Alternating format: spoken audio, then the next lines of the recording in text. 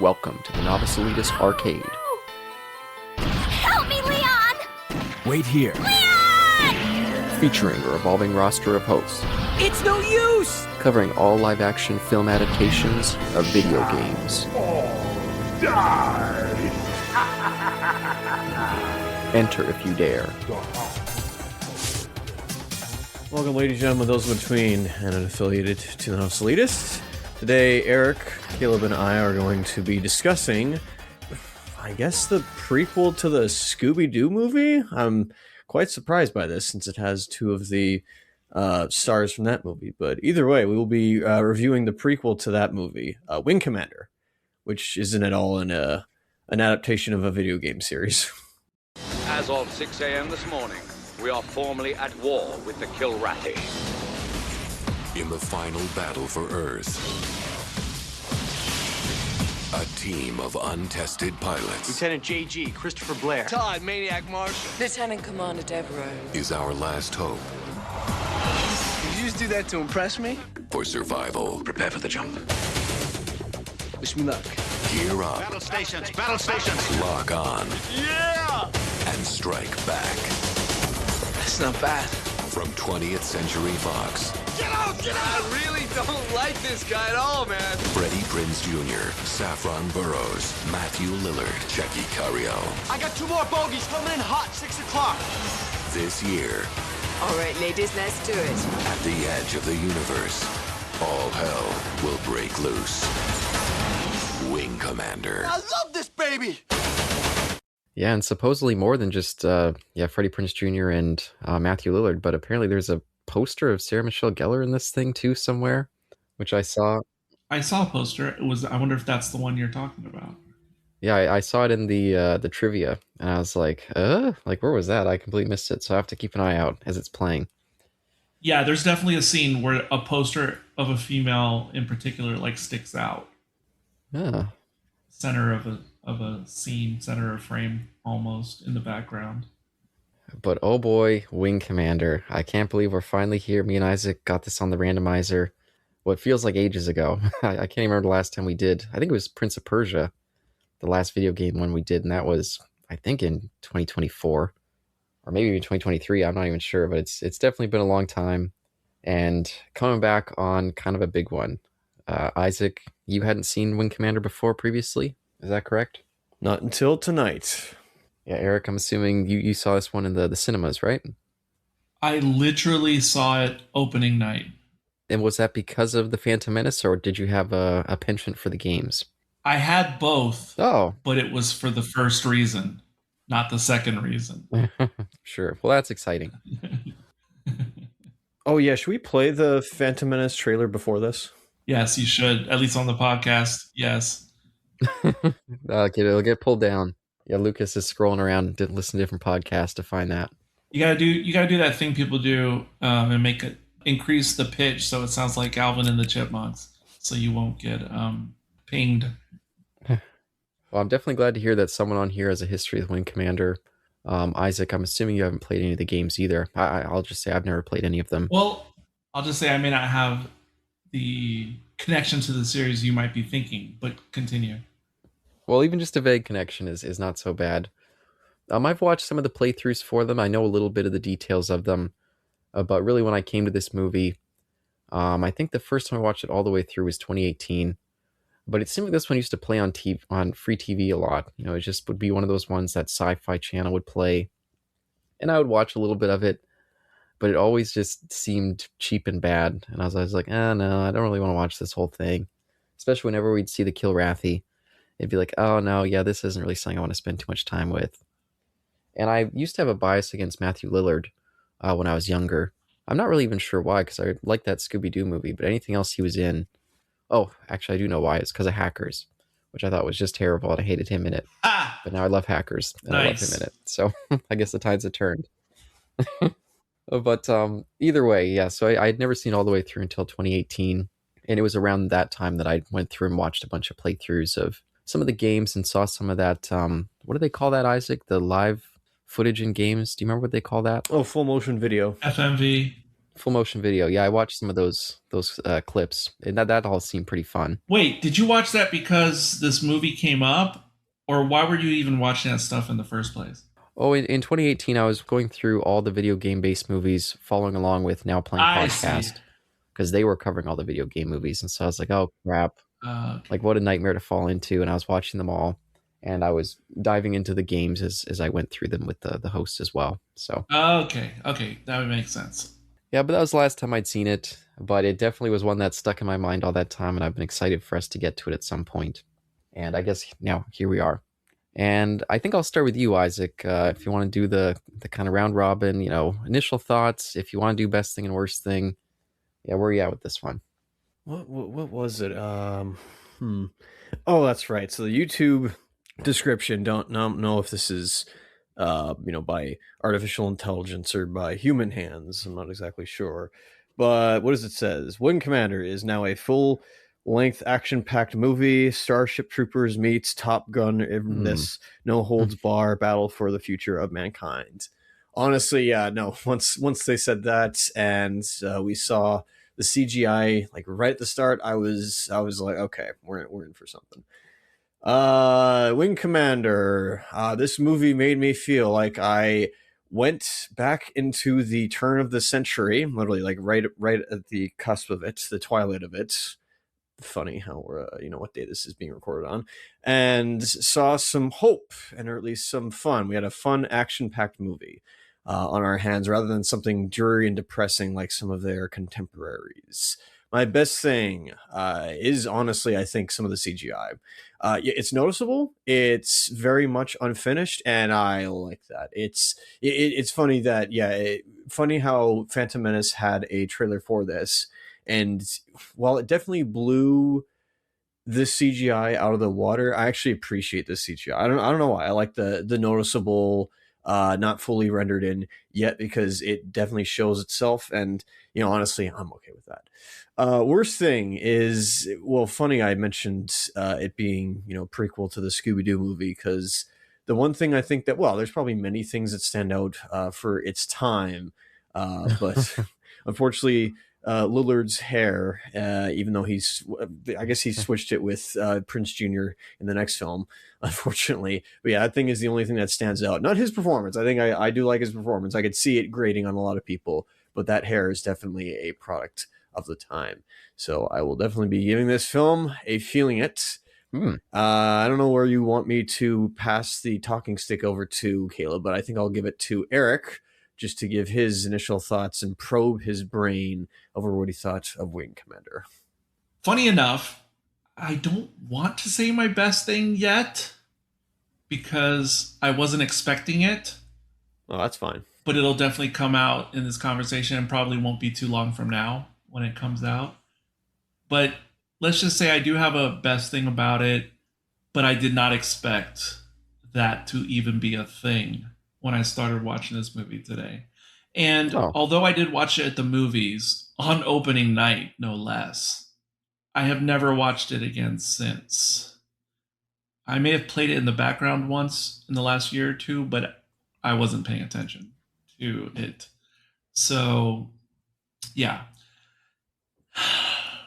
The worst thing, and probably I will talk about this more later as well, is that we're given so much in this movie, and on paper there was certainly potential, but they're bringing us into this story at the wrong time with this movie, and that's a problem.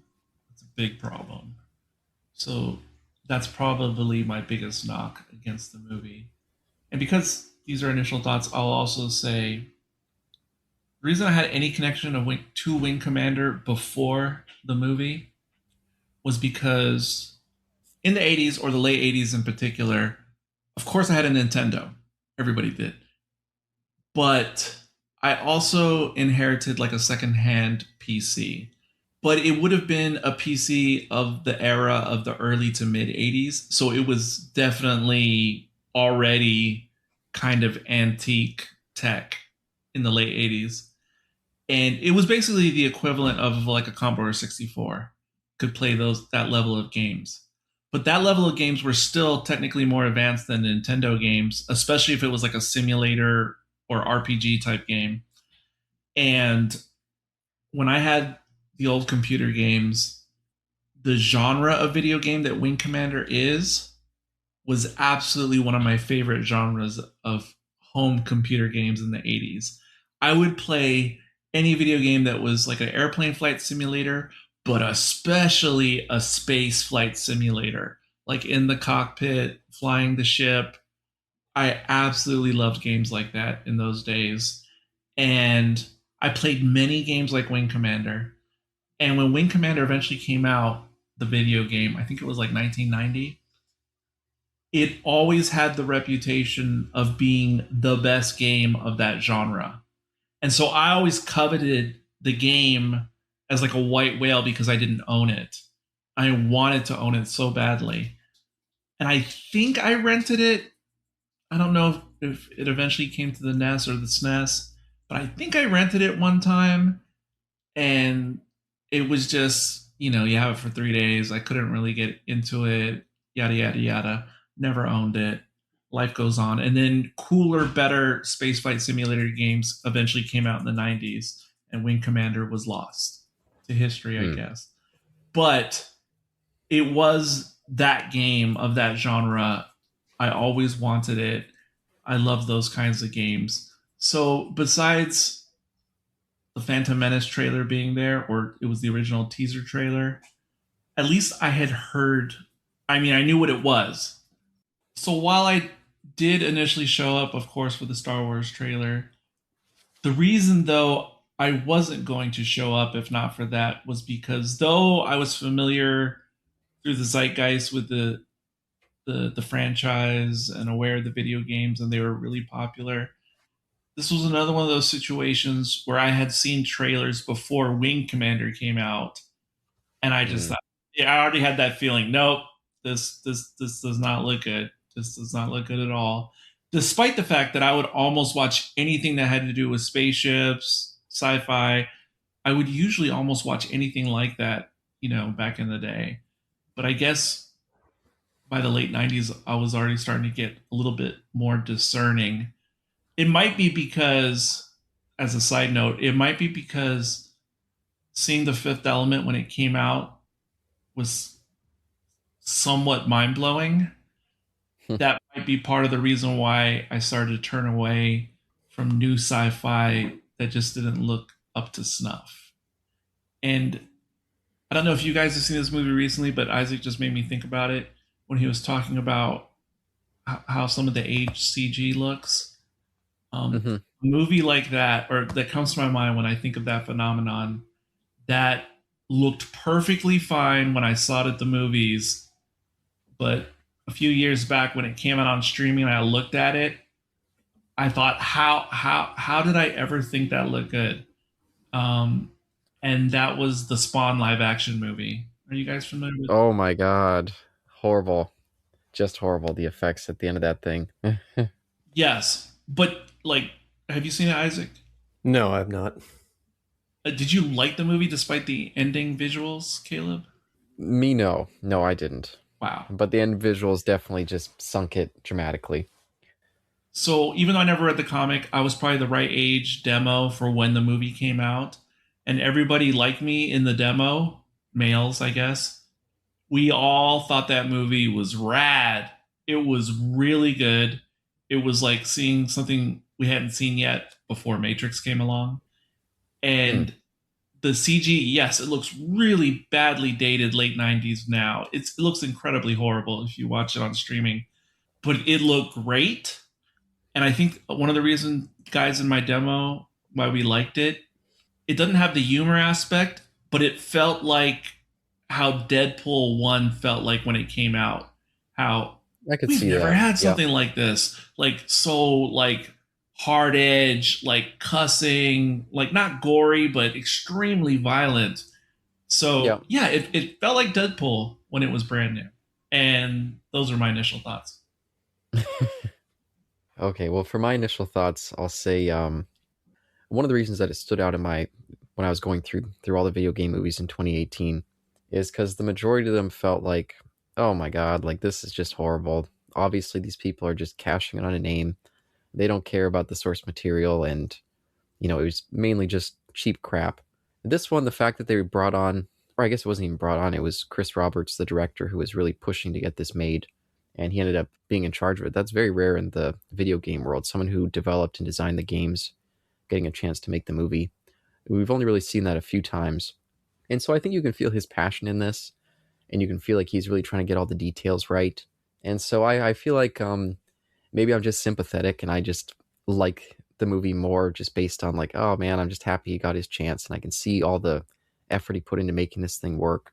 But my worst thing comes down to one, I feel like the script kind of gets kind of wonky and is not as engaging as it should be. But the real worst thing is I feel like the movie gets kind of sunk just by the fact that they did cast Freddie Prinze Jr. and Matthew Lillard. I don't know if you guys have seen that Dungeons and Dragons movie. It has a similar thing where the two leads of it are kind of like, oh, these guys don't really feel like they should be in charge of something fantasy, or in this case, sci-fi. Like they shouldn't really be the leads. These are more like comedy actors, and just the fact that they're in this story just makes the thing feel like it's not quite legitimate. Like I don't think Matthew Lillard or Freddie Prinze Jr. are bad in this.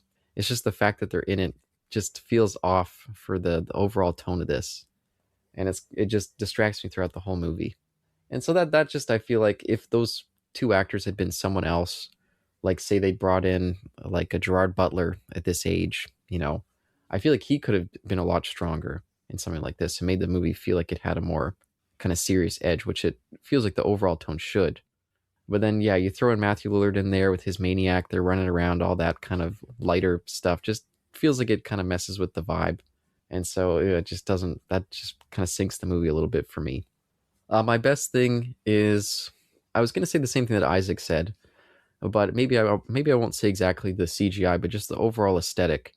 I think works mostly well. The costumes aren't always the best, but I do just like this world, and I wish that we had a better movie set in it. And a secondary best thing is Saffron Burrows. I've just had a thing for her ever since I was a kid, and I saw Deep Blue Sea and her very particular moment in that movie. I've always had a lifelong passion for her, and so seeing her in this, I think she looks cute as hell, and I'm just always happy to see her. So that's my secondary best thing. But overall, there's a lot to talk about in this movie. I'm looking forward to it. And yeah, I guess who wants to kick off the general discussion? Not I. Oh, but before you do kick it off, whoever it is, Sure. I just needed to know which Dungeons and Dragons movie you were talking about. Oh, yeah, I always forget that there's that new one. The one from, yeah, maybe I should have explained more. I assume that everyone knows this. Well, there's three I am aware of. Well, those direct-to-video ones, those are the ones to forget. Again, I should have explained this more. I thought there was 3 theatrical, but maybe I'm wrong that they were all theatrical. No, just the one from, there was actually this next year, 2000, the Dungeons and Dragons one with Jeremy Irons and it's Marlon Wayans. That one was also someone who had gotten the rights very early on and was working with, what's the guy's name who created Dungeons and Dragons? Oh, I don't know. Didax, or I can't remember how to say that guy's name. Oh, Gary Gygax. Thank you. The guy who got it was like just a super nerd and managed to get the rights very early on when Dungeons and Dragons was just coming out. And so it was like a steal that he got the rights, and he was like, oh man, I'm going to shop this around his studios. He was super passionate to get it made. And then kind of like what happened with this movie, the studio hijacked the creator, forced a bunch of rewrites, forced on stars, forced in like kind of cameo stuff, and they ended up taking away the movie. And even though you could feel the passion behind the filmmaking, you can kind of feel that it got fucked with, and the ultimate product they didn't come away happy with. Similar thing with Chris Roberts. I think he was mostly happy with this, but he was pretty disappointed with some of the rewrites that they did.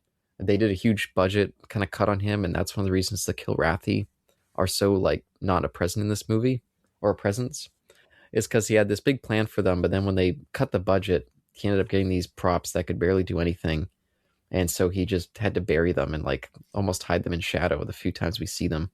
So again, I was just seeing a comparison between these two movies that came out a year apart, with kind of nerd projects that were hijacked by a studio that doesn't understand them, and then yeah, we get what we get.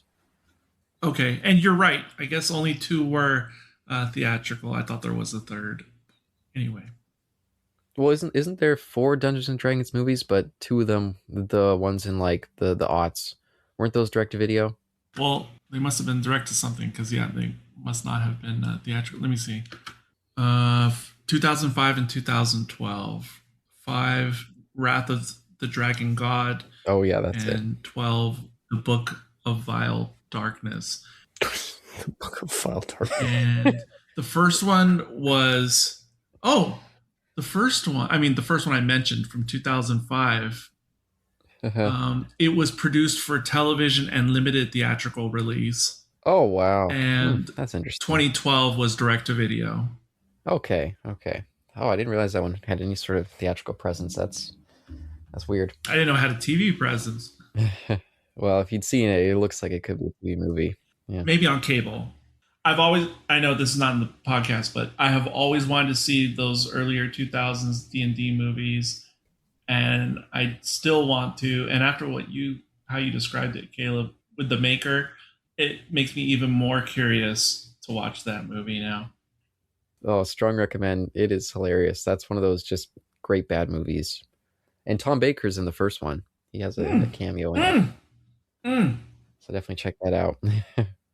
But one of the first places that I wanted to go, just building off what Eric was saying about his interest in kind of flight simulator games, I share that. I've always had a strong interest. I've never, well, actually, I guess lately I've dipped into one that I really got into. It was called, oh crap, what was it called? Everspace? Everspace, thank you. Yeah, I know My that goodness. game. I'm literally looking at it. I have it in my hand right now. Yeah, I really got into that game. I've sunk many hours into that. But I used to play some Ace Combat back on the PS2 and some on my Xbox. Actually, I can't remember if that was on Xbox 360, but either way, some of those games. And there was that Jedi, what's that one called? X-Wing and TIE Fighter. No, I think the one I had was Jedi Starfighter. That's the one that I played. Oh, Starfighter. Oh, that's later in the PlayStation days. Yeah. Okay. Exactly. So I've definitely always had an interest in this, and it's one of the reasons that I was curious about going and checking out the gameplay for Wing Commander, because I was like, oh man, that's one of like the very early days of that. So it looked like a game that could have been fun, but yeah, it definitely looks much more limited than something like Everspace. Isaac, did you ever have much interest in that kind of vein of games? Eric? Oh, yeah. My favorites of the genre were definitely X-Wing and TIE Fighter on PC in the late 90s into the Y2K days. That was just the best balance of being arcade-like and simulation-like. I'm a little surprised it never came to console, but probably because it's better with a keyboard than with only a controller. And then, of course, the classic GameCube game, was that one Rogue Squadron or Rogue Squadron 2? Absolutely fantastic. I bought a whole GameCube back in the day just because of that one game. And at the time when it came out on GameCube, there was no better looking space flight simulator you could play at home. Nice. Isaac, ever into the genre? Trying to avoid the question. Due to being a lifelong console servant or peasant, I've not dipped my toes into such of the first-person flight simulator genre. It's definitely I more enjoy watching people do it. I, as I probably said once before on record on tapes, I remember I came out of seeing was it Top Gun Maverick, and then I immediately went to YouTube and tried to see like if somebody had recreated this scene at the end of that movie, and of course it was the case, and yeah, it's an absolute fluke and absolute fiction that Maverick and Rooster were able to escape that perilous catastrophe that they were in. So it was kind of fun. Do you mean based on physics or something? Is that what you mean? Or... No, based off of I mean, again, I know it's just a simulation. I'm very well aware, but they did have they had all the proper. Well, I say proper, but they had both the correct jets that were in the film, at least simulations of them, and yeah, no, the jet that the enemy is flying in would have easily but that wasn't the point of the film. But it was definitely funny seeing that like after the fact. So no, I haven't no, Caleb, I've not taken the time nor the focus to ready myself when it comes to flight simulator games. That's fair. Yeah, I mean, there's so many different veins of games. Can't cover everything. But jumping into more of the film proper, I did want to follow up again with you, Eric. How you're saying that you thought the movie opened up in the wrong place. Yeah, I can definitely feel that, and the fact that this movie opens up with what feels like pretty extended exposition, where it's really trying to catch us up to so we understand where we're at. I'm always like, I mean, Star Wars, the original one, they gave us that crawl, or scroll. Goddamn. But that scroll was fairly limited in the information it was giving us. Whereas this one, it does feel like we have to catch up with a lot of stuff. And it's a little bit like, I don't know.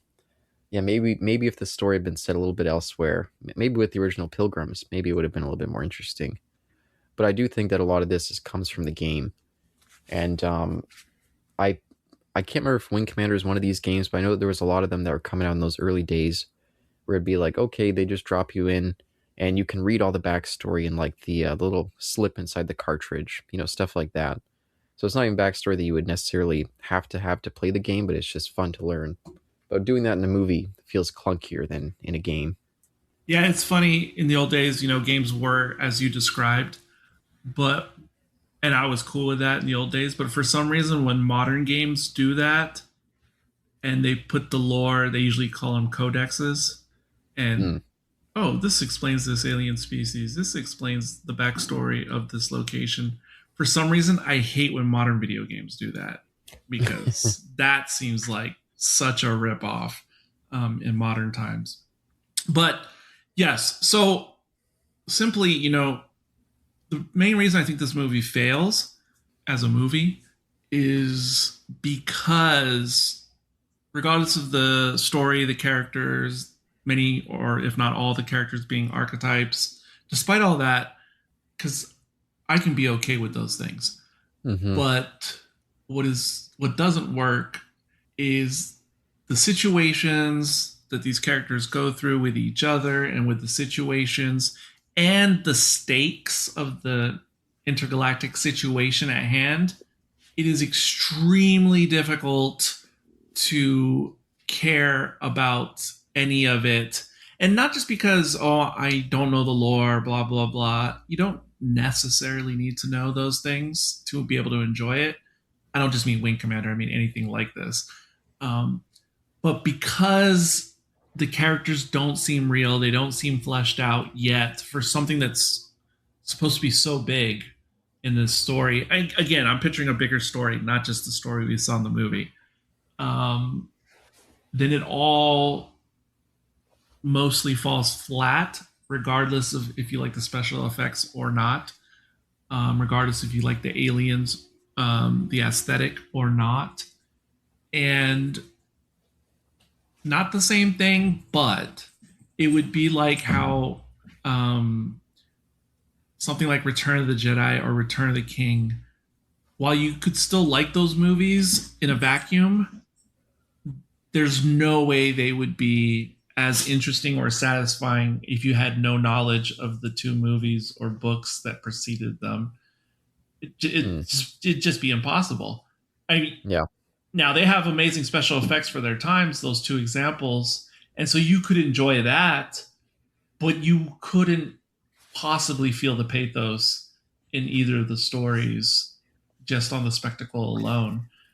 And oddly, another video game movie this reminds me of in the sense of what I'm talking about right now. Now, I'm not sure if you guys have done it yet because I don't know. But the World of Warcraft movie. Knew you were going there. That movie I actually watched at the theater opening weekend. And I also didn't know anything about the lore. I knew basically how the game works and how you play it, but I didn't know anything of the universe or anything like that. I weirdly liked that movie.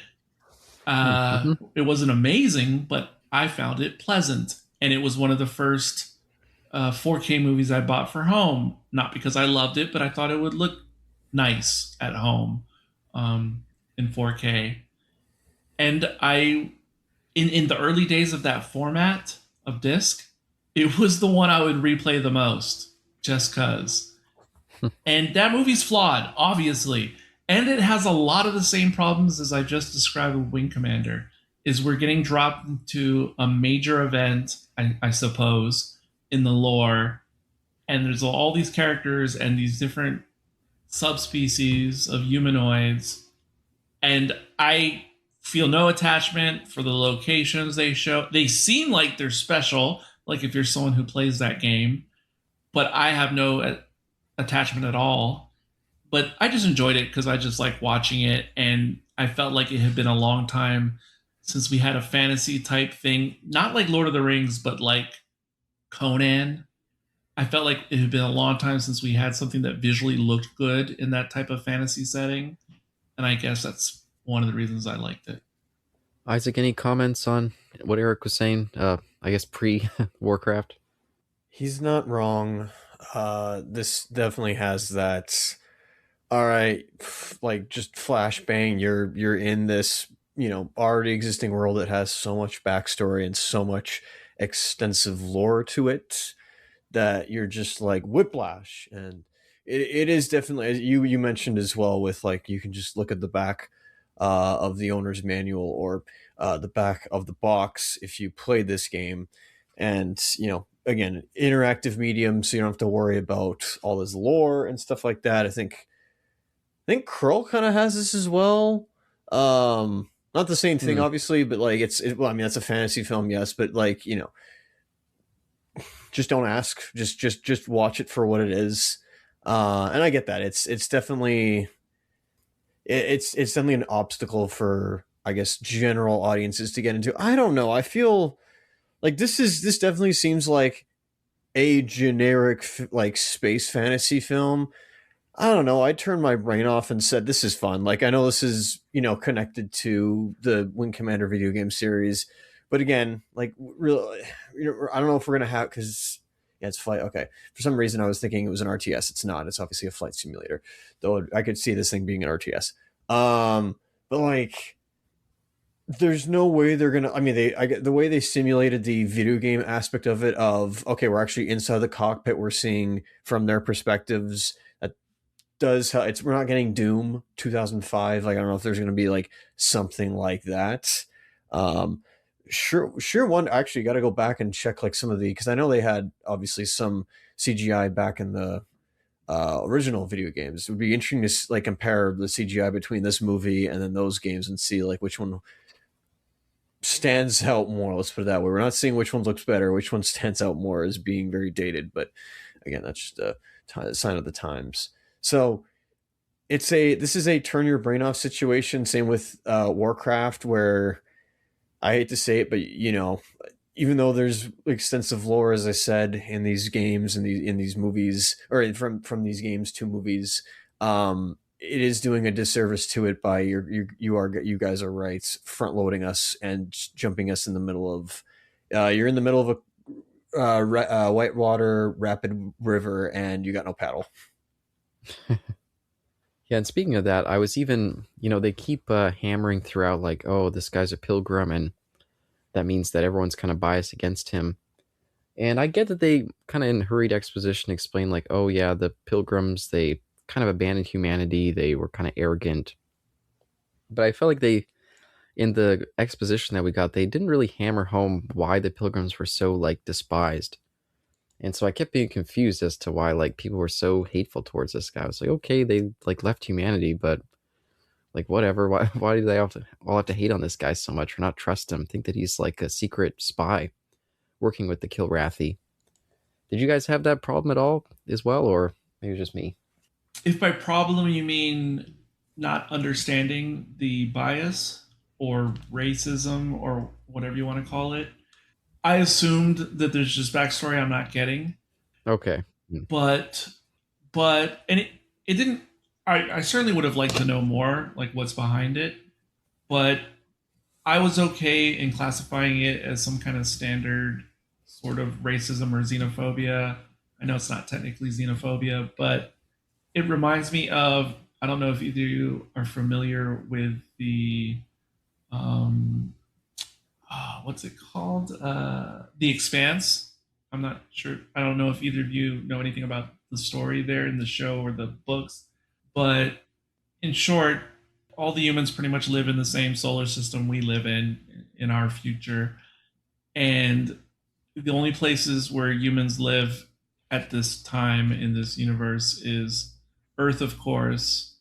There's a colony on Mars, and then there's these people who live like on this space station, like massive in like the outer rim of our solar system. And and those are like the three main factions of humans, and they're supposed to all get along, but obviously they don't because they have different cultures based on where they're from. And the I can't remember what they call them, the people who live on the outer rim. I can't remember if they're called rimmers. I'm sure it's not that. But there's some term for them who grew up in like the outlands, and just everybody hates them. Even though the different groups don't get along, it's just those people are just out there, almost like the equivalent of like space gypsies or something. Like they're backward or like represent like trailer trash. I'm not saying that's who the Pilgrims are in Wing Commander, but it's just that sense of otherness because even amongst humans, their culture, the things they care about, perhaps religion. I don't know if religion ever comes into the Wing Commander. Well, it must. I mean, with the pendant. Yeah. But yeah, so I just see it, at least with what little we're given in Wing Commander, just like the characters are archetypes, it's like the Pilgrims are an archetype of just otherness. Well, what's weird too is it's otherness, but also they are also like a chosen people in a way. They have like a unique skill, almost like the navigators in Dune, where they can kind of like see through where they're going to end up. Now, they don't make it too clear. I couldn't tell if they could actually see or if they just were genetically predisposed to being good pilots and could just navigate the unknown. It wasn't really sure. I wasn't really sure, but I almost feel like I slipped you a note to read on air and you just set me up. oh no, let's not. We've already gone off too far from this movie. Let's not go into Dune too much. No, but I wasn't going to say anything about Dune, even though the thing I'm about to talk about isn't Dune if you read far enough. But so what you just said, it was something I was thinking about in the back of my mind as I was watching the movie, but I didn't necessarily have it like cued for this conversation. But you just said what you said, so Oh there no, it is. sorry, Isaac. In the back of my mind, as I'm watching it, thinking about composing my notes while watching it, I had a sense that there may have been something else going on here from the original creator. And there's two reasons I have that sense. Because there's two other well-known sci-fi franchises that play in the same sandbox. And that is Battlestar Galactica, which this reminded me a lot of, especially the 2003 version. Me too.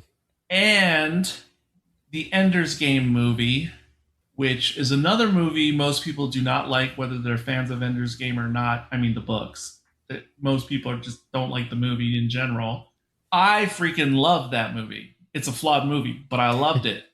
And this feels a lot to me like Ender's Game, like just the universe in general and the galactic issue and whatnot. Very, very, very, very much feels like Ender's Game. I wouldn't be surprised if the Ender's Game novel was in the creator's mind when they created the video game and the backstory and everything. Well, it had to be like something like Ender's Game, Battlestar Galactica, and the novel Starship Troopers had to be in the person's mind when they created this world. But anyway, the thing BSG and Ender's Game have in common from their source material, well, the creator for the original television show and then the novels Ender's Game, they have definitely combined Mormon mythology into their sci-fi stories. There's no way you can separate the two. And if you know a little bit about the Mormon religion or its history, those strains are very obvious in those two properties or franchises. Now, in this one, and what you just said, you know, you literally said it's like they're chosen or something. I was wondering if maybe the Pilgrims were like a version of like the Jewish people in antiquity or more modern history. I thought that as well.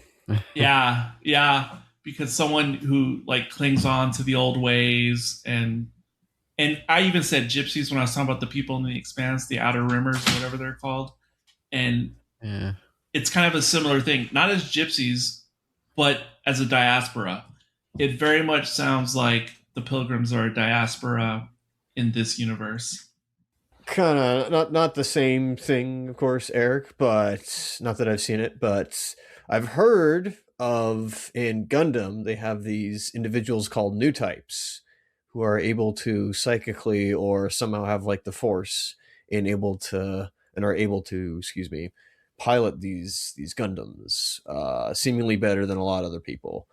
But that's also just plot armor, and or just the fact that they have this script with them, so they're able to pilot these things and survive by the convenience of the plot. So I assume that's the same thing with these pilgrims. Now I just want to see like Lewis and Clark somehow being the first pilgrims and then being like, we will become gods, as what's his name says in the film. I do have some thoughts about what you're bringing up, Isaac, based on research I was doing for the thing I'm writing, and it had me thinking about some of this stuff because, okay, as it pertains to Gundam, I don't know that particular thing you're talking about the new types, because most of the Gundam I've seen is just certain specific ones that are older. So there's a lot of newer lore and things I have no idea about, but still that concept is pretty familiar in other anime and the like. Because isn't there something in Evangelion why the pilots are specifically chosen to be the pilots? And Darling in the Franxx, which I watched like half of the season, or it's like the whole show is like one season. It also plays with the Gundam aspects you're talking about, or the Evangelion. Like there's certain types of people that are just better suited to be in the suits, so to speak. But I was thinking about this though, how he's sort of a special. I forget the character's name. Chosen one sort of thing. Chris Blair. Yes. And Ender, the protagonist in the first book and most of the series, he's also special in some kind of way. It's obviously a trope. And I think part of the reason why it appears in a lot of sci-fi movies and books is obviously because of the Force. Not that the Force and George Lucas invented the idea, but just that's obviously such a cultural touchstone that it's going to reverberate, or people are going to be like, oh, this is sort of like the Force, like Luke has to be special. Because every time the computer in the movie, the guidance computer, nav computer, was talking to the pilot, and the same thing happened with the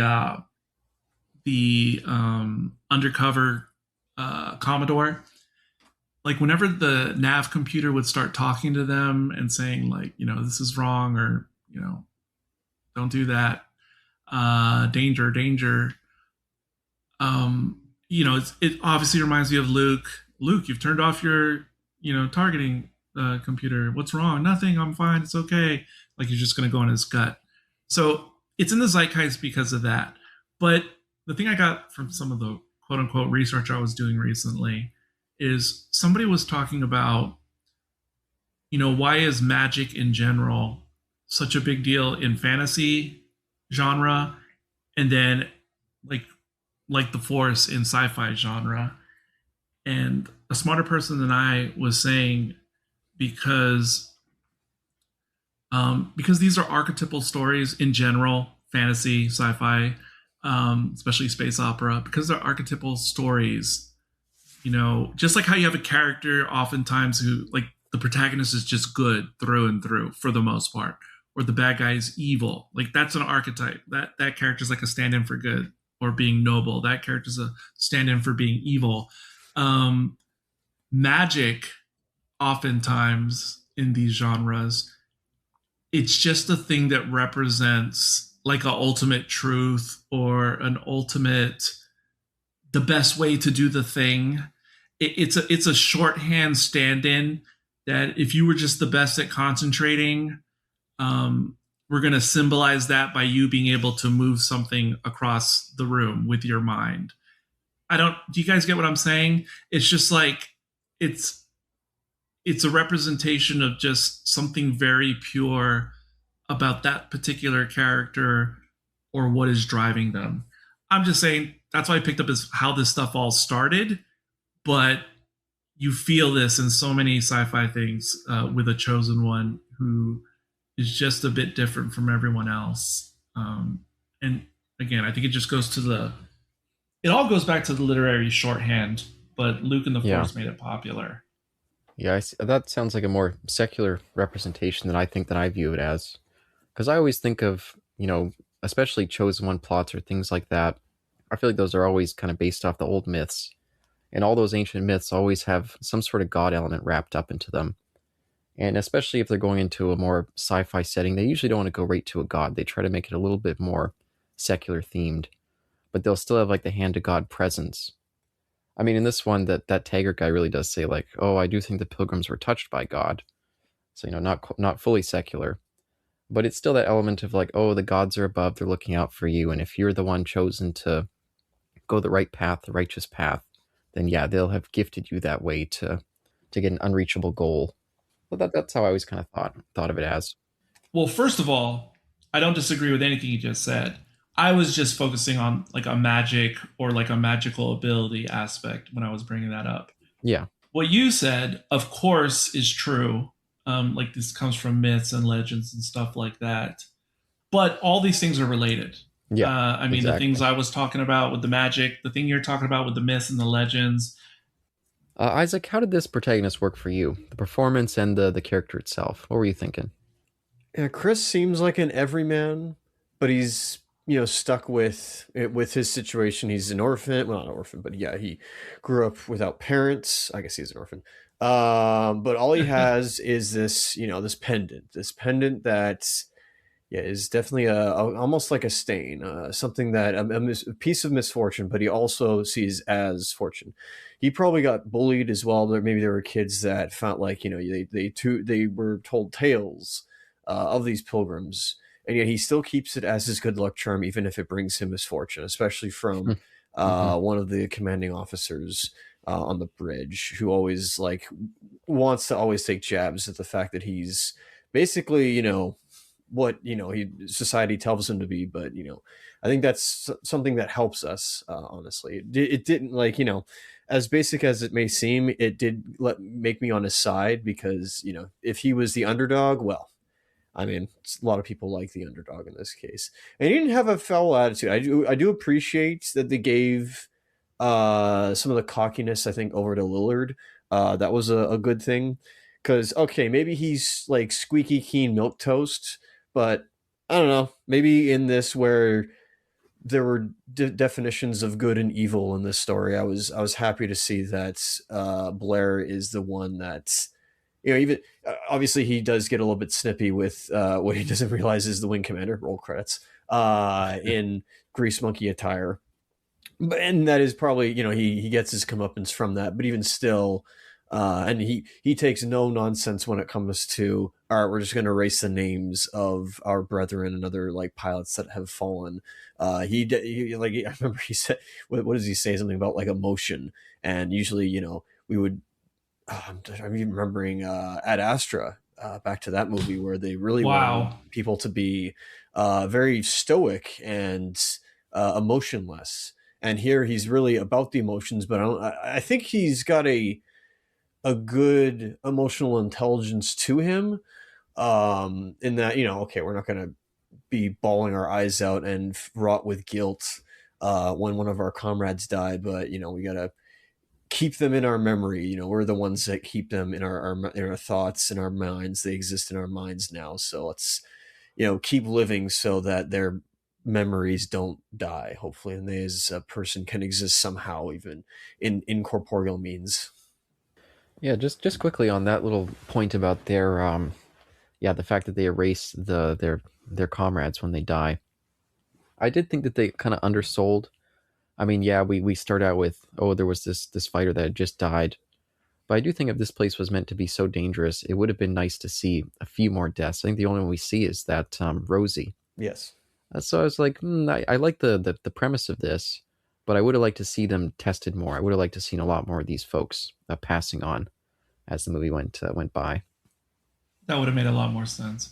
Do you think Lillard would have survived? I was definitely penning him for, being on death's grave or on death's door at one point. Not because I didn't like him, but I was just thinking like, okay, Mm-hmm. I obviously don't want him to go all suicidal, which is great. But well, I'm glad they didn't go that direction. But I just mean, yeah, I was wondering, is he going to be? I didn't think that Chris was going to die. I thought he was going to live. I was happy that he was able to make it to Earth, or at least near the Earth system, and give that admiral or whoever it was who kind of vouched for him a handshake. That was nice. But yeah, I agree with you guys that perhaps this movie should. But honestly, at the end of the day, I know what they're trying to go for. This one's more of a hopeful message, but I think that wouldn't have. I think all those deaths would have still made the movie a lot hopeful. Yeah, kind of like at the end of Star Wars. We see a lot of those folks fail and die.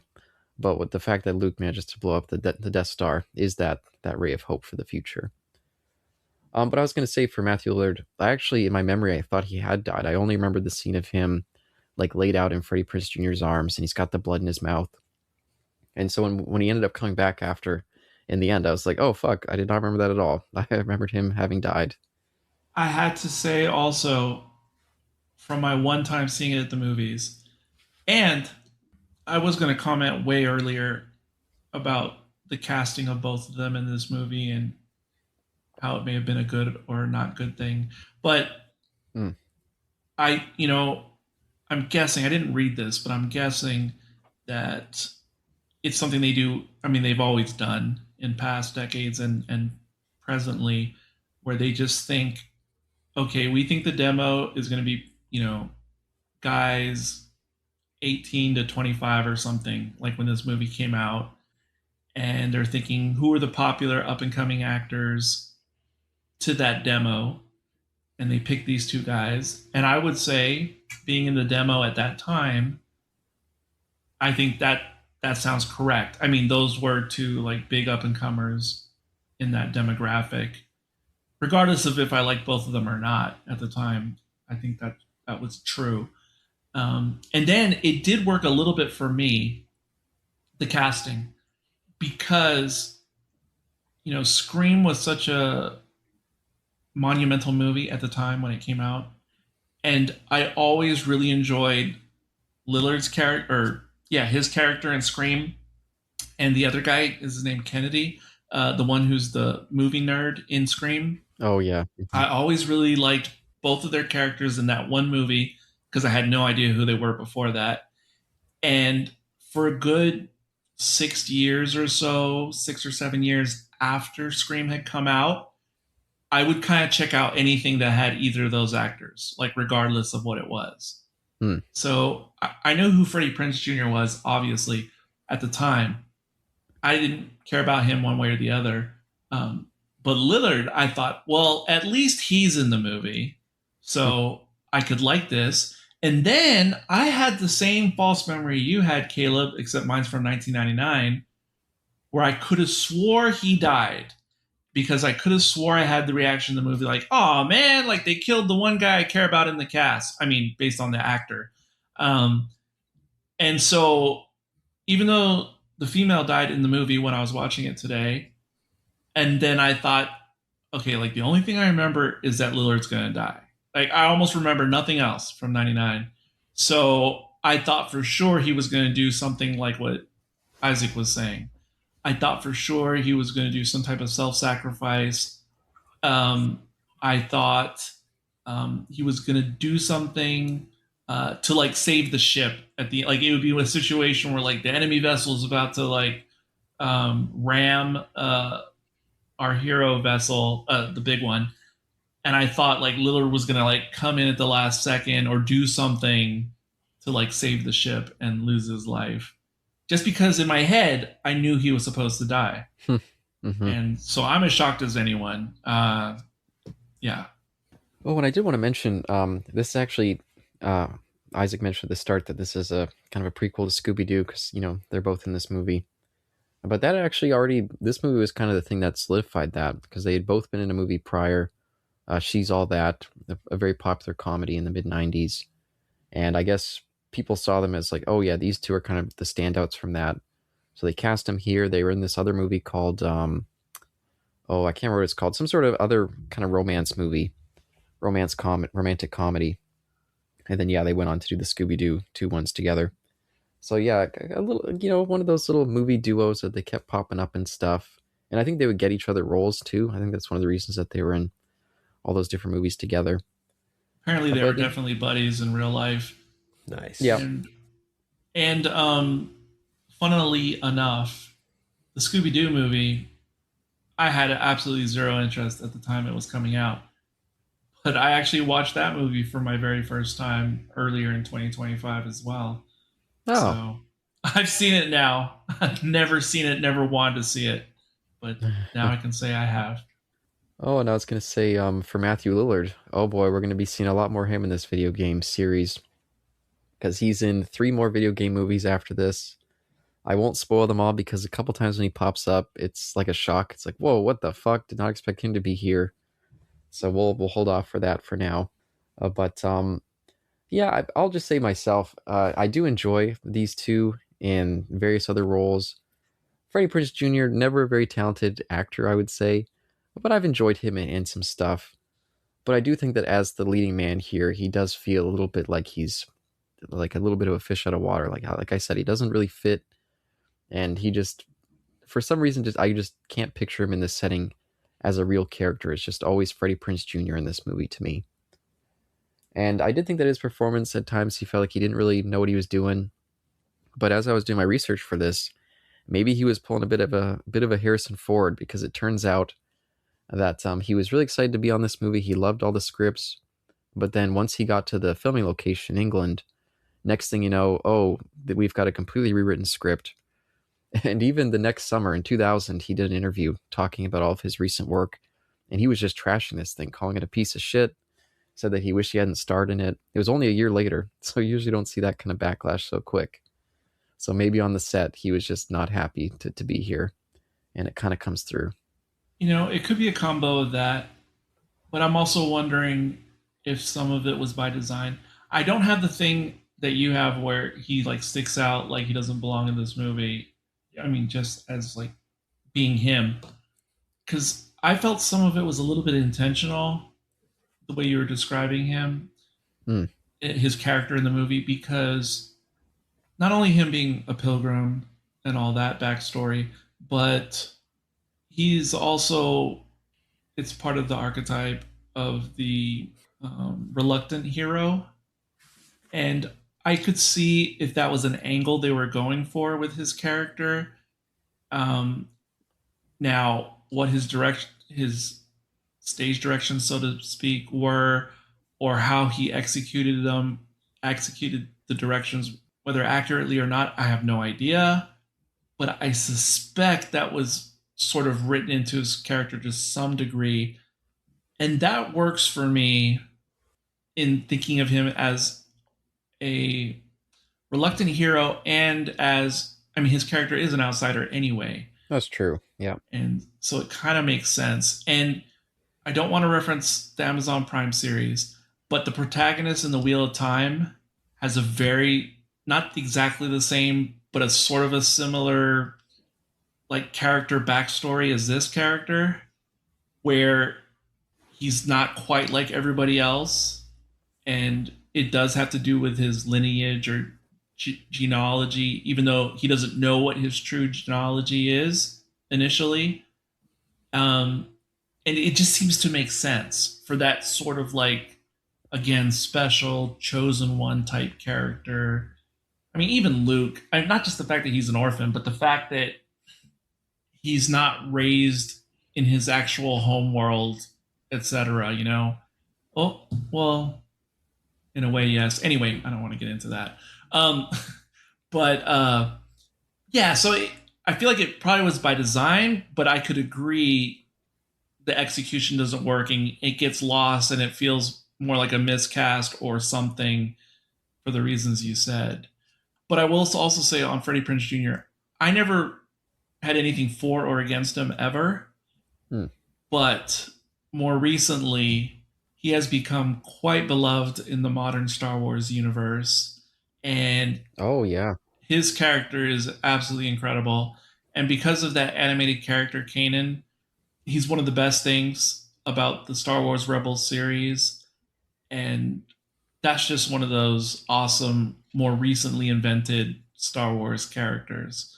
And so, because of watching that show and loving his character, is the first time I have like a new appreciation for him. Like, I never cared who he was. He was Kanan, and that's awesome. Nice. And his dad was a famous actor back in the day, as I recall. Yep. Did you guys notice the other prominent Star Wars actor that featured in this that stood out for me at least? Yes, I did. Of course I did. Of course I did. Did you, Isaac? Oh, we're talking about this now? Okay, got it. Which do you think he preferred this one over Phantom Menace? Because I don't see him in any of the preceding films. So I mean, yeah, there was some love lost, I'm sure, with the prequels, but I don't think he would prefer this more than that. Yeah, I wonder which I prefer. Oh boy. Oh, that's what I keep meaning. Sorry, Eric or Caleb. I'm sorry. I forgot to ask you. Doctor Who actors go.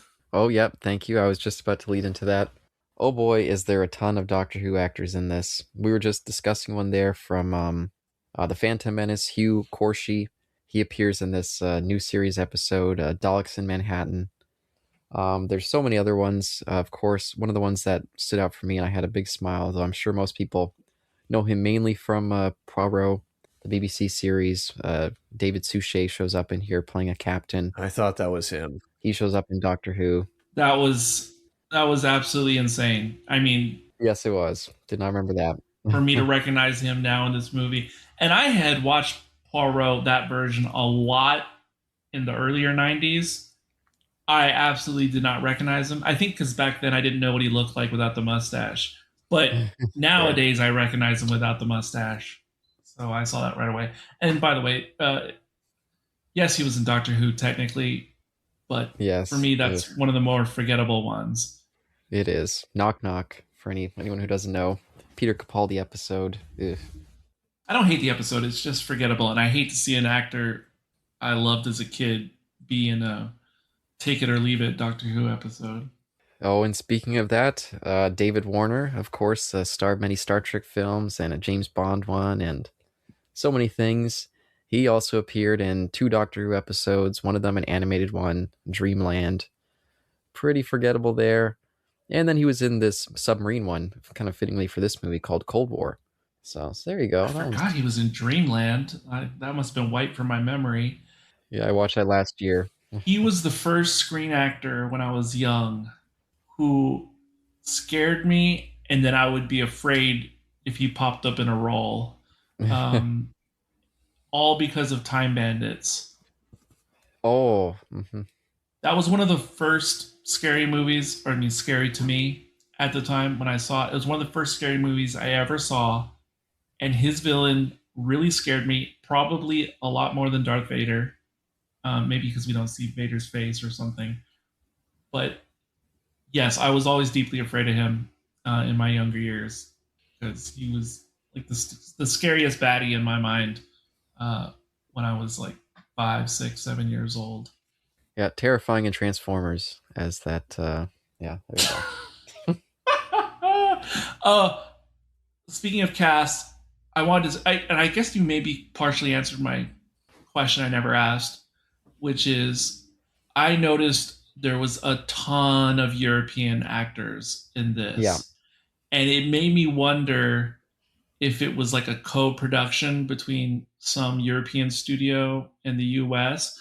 But since they filmed in England, even if it was an all-American production, it's very common that they'll source actors and extras and whatnot from England or Europe in general. Were you going to mention some other notables, even if they weren't in Doctor Who? Because I had at least 2 standouts that I was just flabbergasted to see them in the movie. Yeah, I did have a couple more Doctor Who ones, but go ahead with yours if you got a couple that you're going to mention.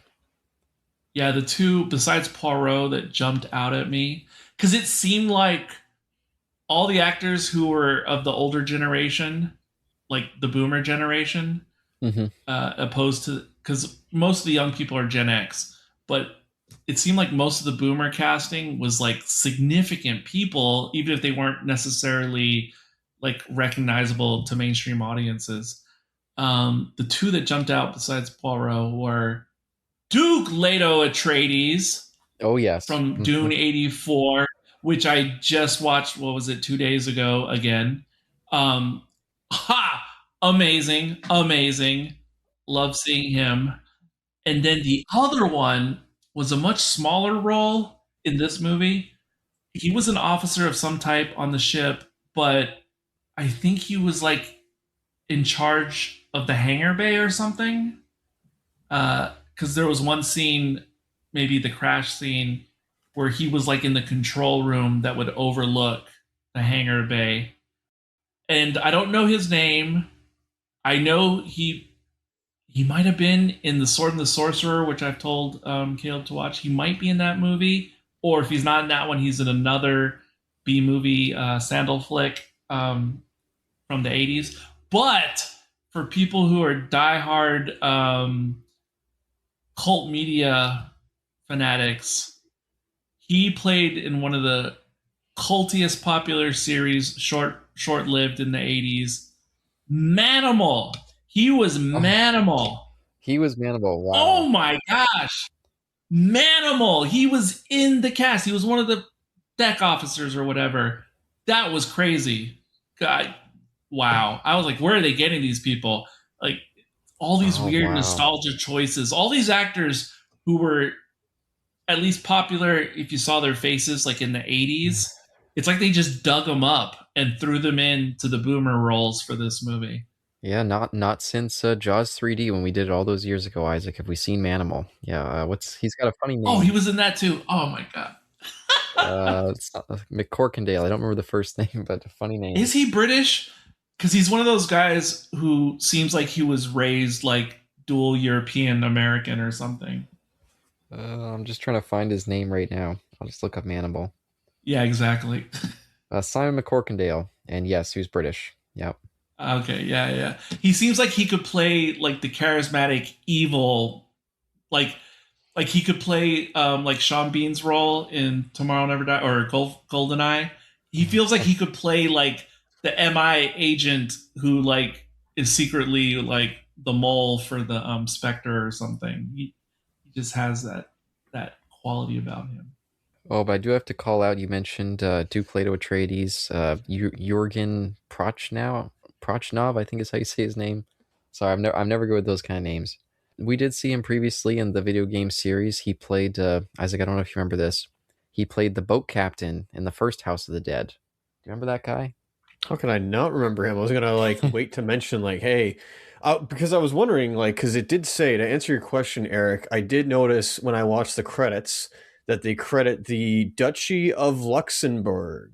I'm like, oh, that's specific. Oh I yes. think they mentioned Germany in there as well, and also I think an Austin, Texas studio of some sort was involved in this.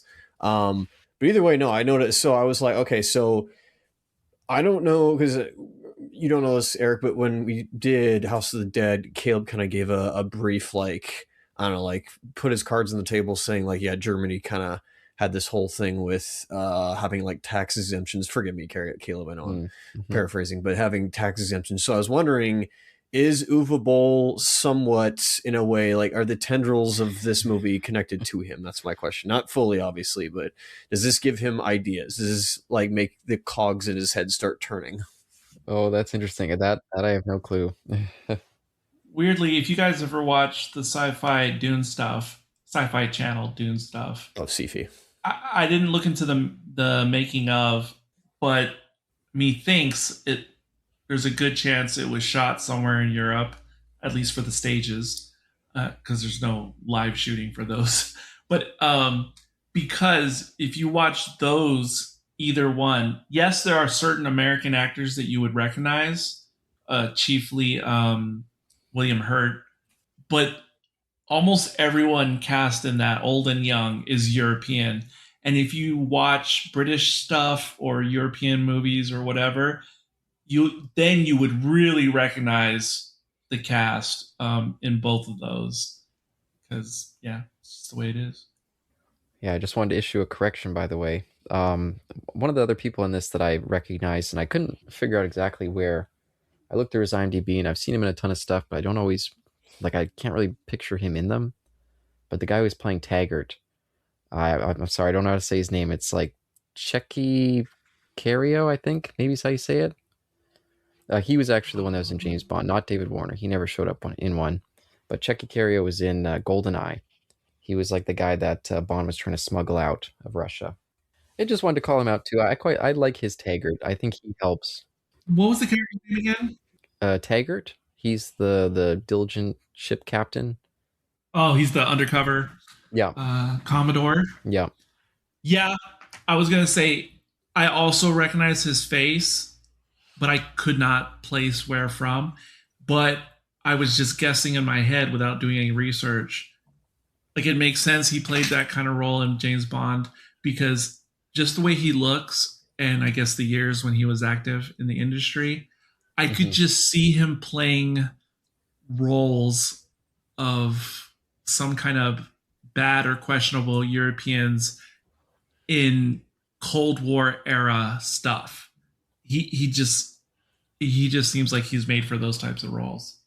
Yeah, and again, I kind of like you can feel some Cold War influence on this whole probably the Wing Commander in general, but just with all the fun kind of sub stuff, even though it doesn't fully make sense in space. Like they had this whole scene where they're like, "Oh no, they're using sonar," and they could like hear the sonar pings. I was like, "Come on, you can't hear that in space." Like this is getting a bit silly. Well, there's a lot of things that they break when it comes to physics and in space. Yeah, that was nuts. The thing about the sound security, I can't think of the right term for that. When you're quiet, but I can't think of the military term.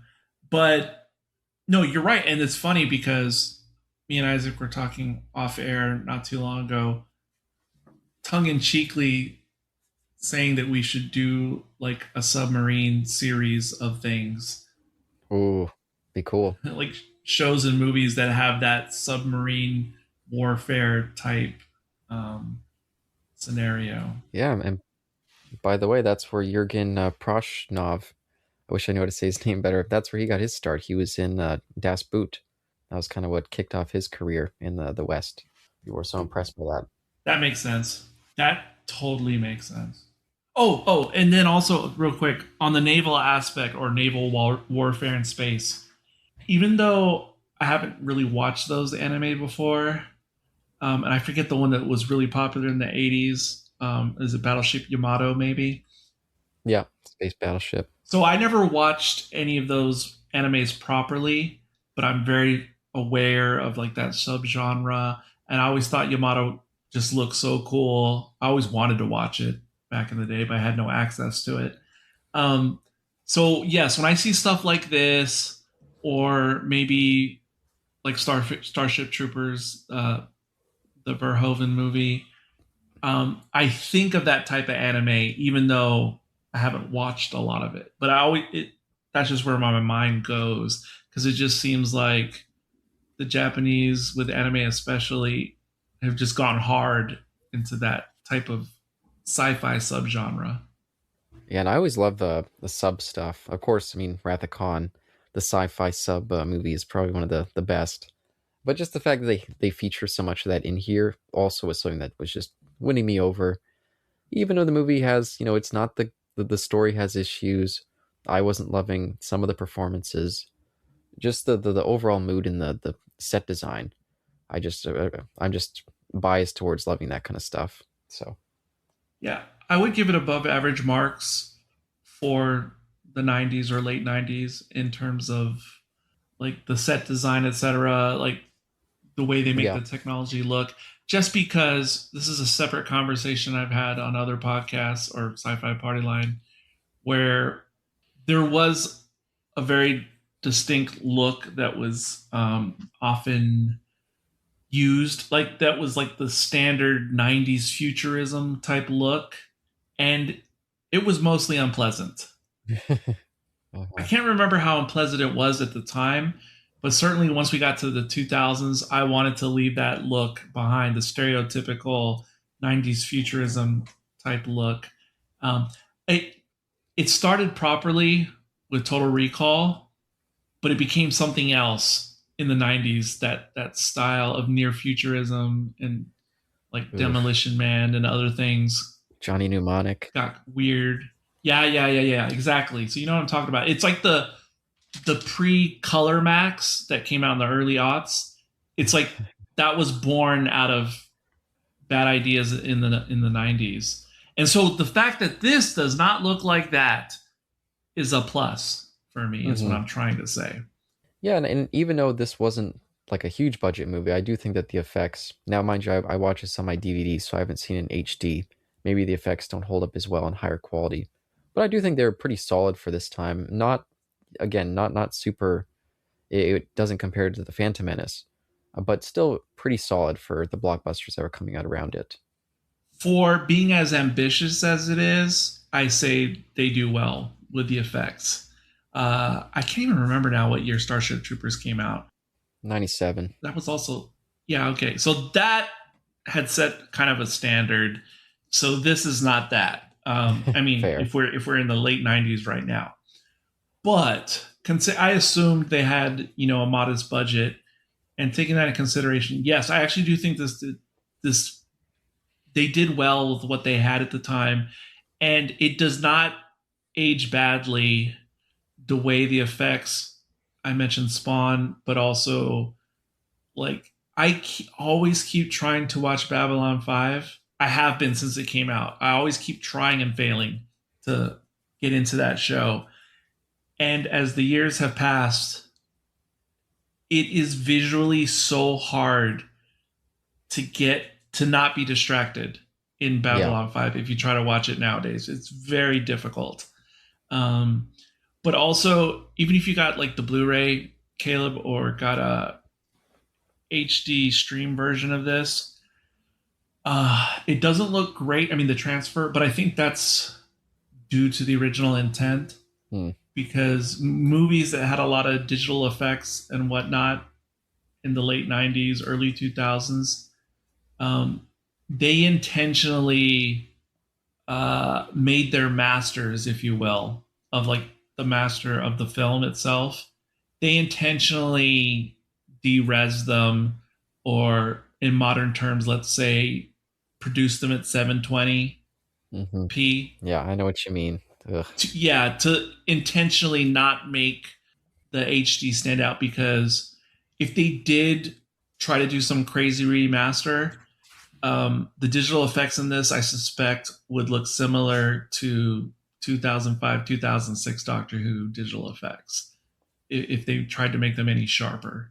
Yeah, another thing that I often knock with 90s kind of big blockbusters is, yeah, they just have the way that they master them, and lots of problems. They just don't age well. They didn't even seem like they were making them to age well.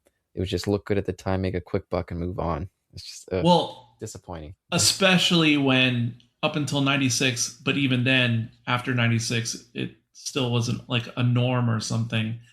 The only way people ever thought their stuff would be seen again would be on VHS or broadcast on television, or even cable. Either way, before HD TVs ever existed, yeah, nobody cared about that like in an archiving kind of way.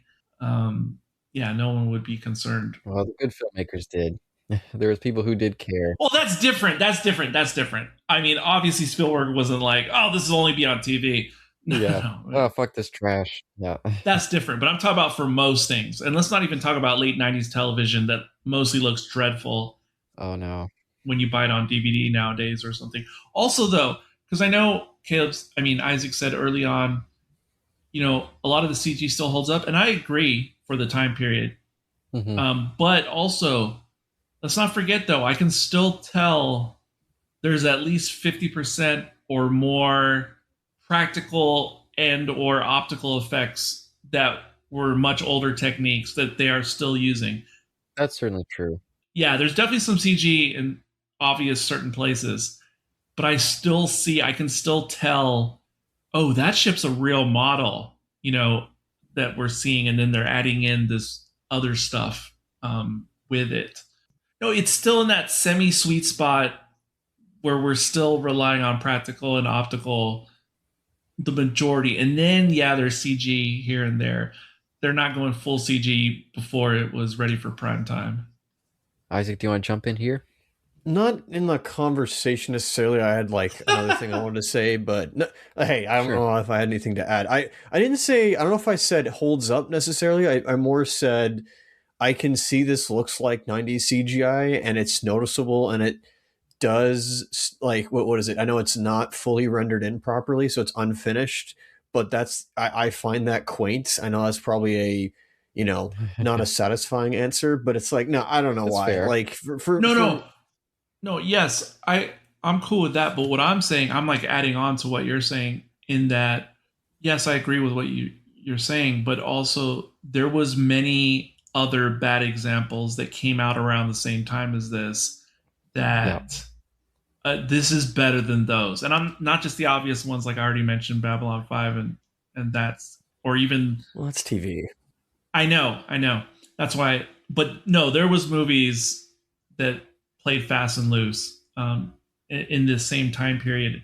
This, the CG or whatever digital effects in this, I did not expect them to look this good to me now in 2025. I was surprised because I was thinking, yeah, low budget movie, not like a big studio affair. So I was actually surprised, to be honest. I guess in a way, okay, so I have not played them, but I know from the Angry Video Game Nerd that one of the infamous parts of the Top Gun game from, was it either Atari or SNES? Or NES, excuse me, by that point. Or it could have been SNES, I don't know. Is in the Top Gun game, it's you have to land. And he Yeah. he definitely parodied it when he did his episode over it. And so I don't know if in any of the Wing Commander games prior, if you have to land a ship, like, or if you have to land your fighter on like one of the cruisers. So I do wonder when Lillard and what's her name, Rosie, are being a little reckless when they first. I was thinking back to that Top Gun game that the Angry Video Game Nerd was doing, and then I also thought, okay, is this also maybe a play on like docking and or was it a piece of gameplay that you have to do in Wing Commander? I'm not sure if that is the case or not. And so when they did make it a big deal when they're trying to get Rosie to land back into the Tiger Claw, sure, yeah, they try and she does not make it. So I was definitely wondering if that was potentially a tie into the video game. I don't recall or I don't believe in the video game Wing Commander. That's the thing. I could be wrong. Someone tell me. But whenever it comes to like a ship docking in the mothership, I always in my mind go to and compare to the launching and landing of the Vipers in either original Battlestar Galactica or 2003, either version. One of my favorite aspects of that whole show or whatever. But Me too. that video game you mentioned, Top Gun on the NES, That's what it was. that was a game I played the crap out of Nice. growing up because in that era of NES, and obviously this is pre-SNES, that was about the only quote unquote flight simulator you could play on the NES. It wasn't really it was a little bit simulation, but it was more arcade play for the dogfighting. But if you ever played that game, yes, you do the dogfighting, but then you had to land every time. And that was often the most difficult aspect of the whole game. And if you were taking the game seriously, as I was back then, it was nerve-wracking to land your plane because you're like, I already beat the baddies. I just need to land, like, to make this official, like, to make this count. And, you had to, limited fuel. And, are you going too fast, too slow, nose up, nose down? And it was nerve-wracking, just as it is in the opening scene of Top Gun when Cougar's trying to land. In a archaic, limited computer power way, they I think, accurately simulated that scene in the movie, but it's also frustrating. And I could also see if you would just be pissed and like eject the cartridge and throw it at your television because it was, oh my God, Oh, it was bad. It was hard. Suddenly became a horror game. An RPG game. Yes, I definitely played that because that was about the only flight simulator I could get on the Nintendo back then. So yeah, iconic. and I do just want to chime in with the frustration a little bit. With because I thought it was effective, her death scene, and everyone kind of panicking, and then them just callously like pushing her off. It feels callous. I mean, of course they have to do it, but just seeing just the mechanics of doing it, just it hit more than I was expecting for a character that I didn't really care for, Forbes or Maniac, whenever they were together, especially. Like I liked Maniac when he was with Chris, but with Forbes, like those two just felt like again, if they had done more to justify like the insanity of this ship, like, oh, we keep losing our crew, they keep dying, like they're bringing in these two new recruits. If it's like, oh, we're entering like this sort of hell space and all of them have gone a little bit off and crazy, and so Forbes, like, she's one to just do that crazy like landing dive where they're putting people's lives at risk. We even see when Maniac's pulling in, like there's people running, fleeing all over the place, and he almost hits someone. Like that's pretty out there behavior, and the ship doesn't feel like it's crazy enough for me to like those characters, for being so reckless.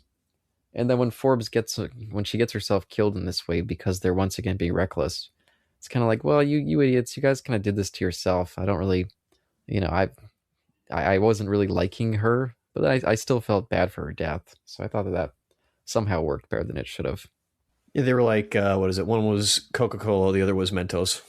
Yeah, and again, if she had a more crazy energy, like she had that kind of 90s cool kind of swagger to her, which I didn't care for.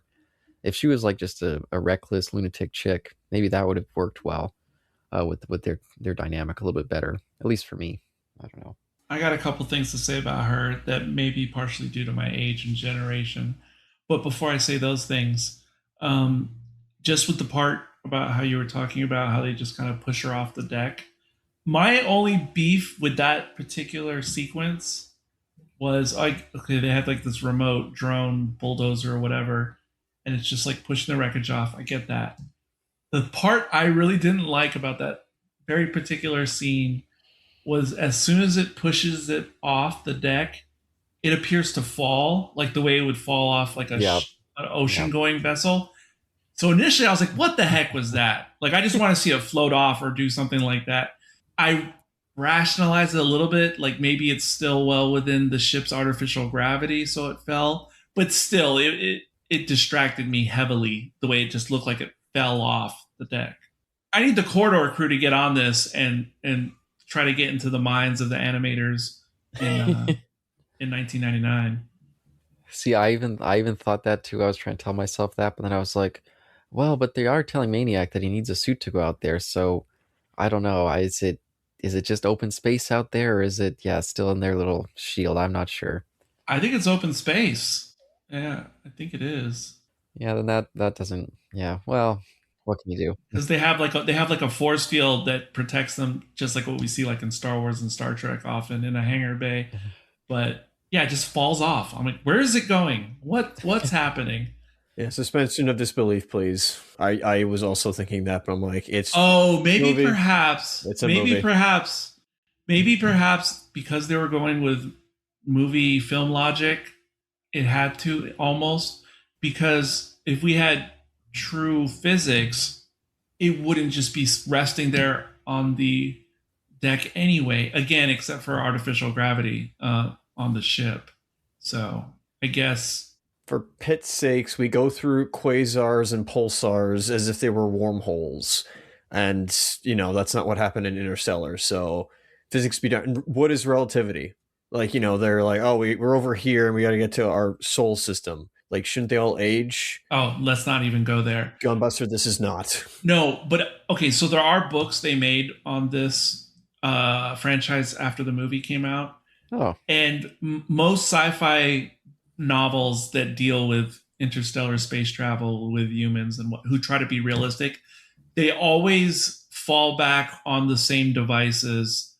Yeah, if you ever study sci-fi literature in general, it's like some guys in the 60s, like Asimov and others, and the guy who wrote Starship Troopers, they came up with their explanations to basically get over this plot hole in space. Because there's two plot holes. There's the faster than light travel and the dilation, time dilation. And then there's the subspace communication. Those are the issues that every space opera novel faces. And Asimov and the guy whose name begins with the letter H, and Herbert, well, Herbert borrowed from the guys before him. They came up with a way, and I feel like it's been just like a tacit agreement. Like all sci-fi writers that came after, they all just signed a pact that said, we're just going to go with this because we can't come up with anything better. And so every, like the Expanse novels, the Ender's Game novels, they all had their version of what was created in books, like in the 50s and 60s. So, because there's just no way around it unless we create physics that we have not yet discovered. So, yeah, it's just like a conceit. Oh, but I was going to toss over to you, Isaac. Did you like the Maniac and Forbes? Were you okay with their dynamic? It definitely was writing on the wall and or painting a target around one of their heads of like, all right, they're giving us this, like, you know, they're getting intimate. So I presume one of them is, as the script says, one of these two is about to die. So I'm like, all right, that's probably why. But no, it was definitely different energy. And, you know, even though, again, I lamented my worst thing being the bleach blonde hairstyle that Lillard is wearing, and she also has that as well. I didn't think about that. There was energy to them, but honestly, like, while this is like this is a time capsule. Absolutely, this is. This wears itself as in like late '90s on its sleeve. You can definitely tell. Okay, maybe if you showed this to like, you know, a Gen Z or an Alpha, they might be like, okay, well, this stands out as probably like from some era, but I can't tell which. Like you'd have to probably tell them like, you know, 99, but I don't get a lot of like what I appreciate with Junior and Lillard is they don't really bring in a lot of like references, if that makes any sense. I say references, but this movie, like what I appreciate is there, which kind of is similar to like maybe Cowboy Bebop, is there's no references. Okay, maybe Bebop did have some things with like, you know, earlier 21st century technology, but this one does not have like, oh, I'm gonna have let's make references to the most popular celebrities at the time. It was probably the direction in the script that tries to make the script air quotes timeless, but I did appreciate that it exists in this world and we're not like, you know, going back to pop culture. So I definitely give that the thumbs up of like, okay, the energy might be there of these two guys are clearly from the 90s, but they don't bring any of that pop culture in there, which is nice. Well, that would have been weird for sure. Yes, it would have been. If they had, especially since the original creator of like the games was involved or directing, it would be shocking that he would put that into his own self-created universe or the movie version of it. The thing I was going to say about her and her character partially has to do with me growing up in those days or being an adult in those days was two things stood out with me about her. Well, first of all, she very much feels like a lot of female characters in movies and television of the mid to late 90s, for sure, which would bleed into the aughts as well. I mean, that type of character and casting. I'm going to bring up something else we've talked about on Novice Elitist not too long ago. What is it? The friend from, what's it called? Dark Angel? Yeah. Well, I was going to mention Dark Angel in general, but I guess to be more particular, the friend. Same here, I just realized. Because there's similar energy in the characters. And again, because there was many characters like that, and it was often the female character of color in the thing, whatever it was in those days. And, okay, so she has that energy. That's obvious. But next, the scene that happens early in the movie where Forbes is talking to the lieutenant. Was she a lieutenant? The female, the wing commander? They were like talking in one of their rooms. I wasn't sure if they were roommates. And to be honest, the way the scene played, initially, I thought it could be their shared quarters. and I thought that they already had a pre-established relationship. I was thinking that too. I thought that, and would that would not be weird if that was the case in this movie in 1999. That wouldn't be weird. Like, it would kind of go along with the other things I was saying, because that was just common, especially in direct-to-video 90s romance. I mean, I'm going to call it high concept romance.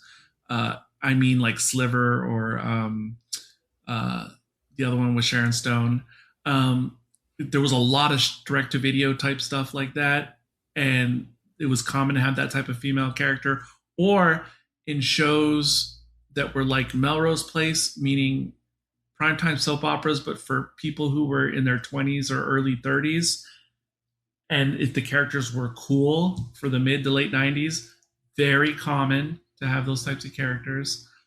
So yeah, that would have made sense if it was the case. It was not. And then secondly, I feel like I don't want to speak for Carl in his absence, but he's pointed it out on so many podcasts that we've done together before, me and him. But he would say, of course we know she's going to die from the very beginning, before we even know all these aspects of her character. Because of course, when you have, according to Carl, but especially in the 90s, if you have a black actor, actress, and they're in a semi-prominent speaking role, and if only one person's going to die, or maybe a couple of people are going to die, then the black character will be killed first and or killed. So I feel like Carl would mention that. Yeah, unless they're leads, watch out. And that's why it was funny in... or even if they're leads, they'll be killed to push the co-lead further. Yeah, like I mentioned earlier, Deep Blue Sea. What's his name? LL Cool J. He was kind of bucking the trend in the 90s. He kept being in movies where they kill off his character, and then you convince him to come back. And so he was like, oh, his death scene. And at the very end of the movie, he'll show up like, oh, I'm still alive. So he was bucking that trend. And if I'm going to be honest, living through the decade and after, I didn't really personally notice this trend. It's actually from podcasting with Carl over the years, and Kat would bring up the same thing too. Yeah. It was from doing podcasts with them that I retroactively started to notice it. Because when they would first bring it up, I'd be like, what? That's not a thing. And they'd be like, yeah, of course they killed the black character in the slasher movie, like first or whatever. Like Scream 2 or whatever. And I literally never noticed that. But yeah, Carl put that in my brain. Yeah, it became so prevalent that they would start referencing in slashers. There'd be black characters be like, nope, I'm out of here. I'm not going to be the first one to die. They're getting self-aware. Yeah. But I was going to say, it's funny. We were all on the same track with her. I was immediately going to Dark Angel and Original Cindy. And when you mentioned like, oh, I'm glad they didn't do any like pop culture references, I was going to cut in. I was like, yeah, they didn't say Xena's on like she did in one scene. Good reference. Oh, but even though we're on the same page on her character, for some reason, I was okay with her. Oh, same here. In this movie filled with a bunch of archetypical characters. Like, she could have bothered me more in a lesser B movie. Or I don't know, this is not really a B movie. But for a modest budget movie, she could have been a lot worse in so many ways. The way she was written or acted. But actually didn't bother me. She was as dimensional as most of the rest of the characters. So in that sense, it was like an even playing field as far as I was concerned. But when when you guys were talking about the dynamic with the two, like she and Maniac, I saw it also as kind of like a version of that relationship in Aliens with what's her name? Vasquez, but they call her Vasquez. Vasquez, and I don't remember the name of the other actor, even though I've seen him in other smaller roles and other things. But remember, she has like her buddy on the squad. Drake. Was it Drake? Oh, there we go. Thank you, Isaac. Yeah, they're the two who like have the secret clips that they hold on to. Yeah. Like their camaraderie and the whole male female dynamic, and that was an 80s point of view, obviously, for the film. But yeah, I think they were trying to go to that well with like these two make sense for each other. Yeah, and by the way, Maniac is, I mean, Chris Blair himself is straight out of the game. Most of the characters are, but Maniac is one of the ones I remember standing out in one of those watch throughs that I watched, where it was like, yeah, he would just go insane and be like, oh crap, what's Maniac gonna do next? So that seemed like a fun little dynamic to throw into the game there. But yeah, I don't know if I have too much more. I think I might have a couple stragglers left, but yeah, if you guys have any big things to bring up, I got two. yeah, now's the time. Sure. I had at least I had at least one, and then after Isaac goes, I'll see if I have any other. No, you go first. But yeah, I'll give the one. And this is sort of a little bit of a primer for my final thoughts or rating that will come a little later. But so as I said, I saw this in the movies. I didn't hate it, but I remember being very disinterested in the theater and just really not paying attention, not really caring one way or the other about the movie. I've always remembered it as something I don't want to revisit. and and when I started watching it today, for the first 20 minutes, I was more or less in that same headspace that I expected to be in. And I was also wondering and questioning back then, you guys have already said now, but I couldn't understand why we were even doing this. I forgot that you guys had a specific video game track of films on the podcast. So I thought there must have been something going on here that I don't know about, like one of the actors, or this is relevant to something else now. I had no clue. I'm like, why are we watching this? Like, what does this fit into? And then, so like I said, first 20 minutes, I'm just kind of like, oh, this is what I thought it was going to be. But then I was paying attention to the lore they were trying to set up, the dynamics they were trying to set up, the reservations that most people have with the pilgrims, everything else going on. And I started to see that, and I thought maybe this was based on a Wing Commander book that came out prior. It is not, because that didn't exist. But I felt like this could be a novel I could read. These aren't necessarily my favorite types of sci-fi to read, but if it was fleshed out properly the way a novelist would, I could totally see taking this story seriously and being interested in it and the dynamics if it was fleshed out in an actual novel. And part of my thing of saying how we're sort of just thrust into this epic war that we know nothing about. Yeah, like if there had been like a setup, like how you get to know Luke in the first movie before his first space battle and everything.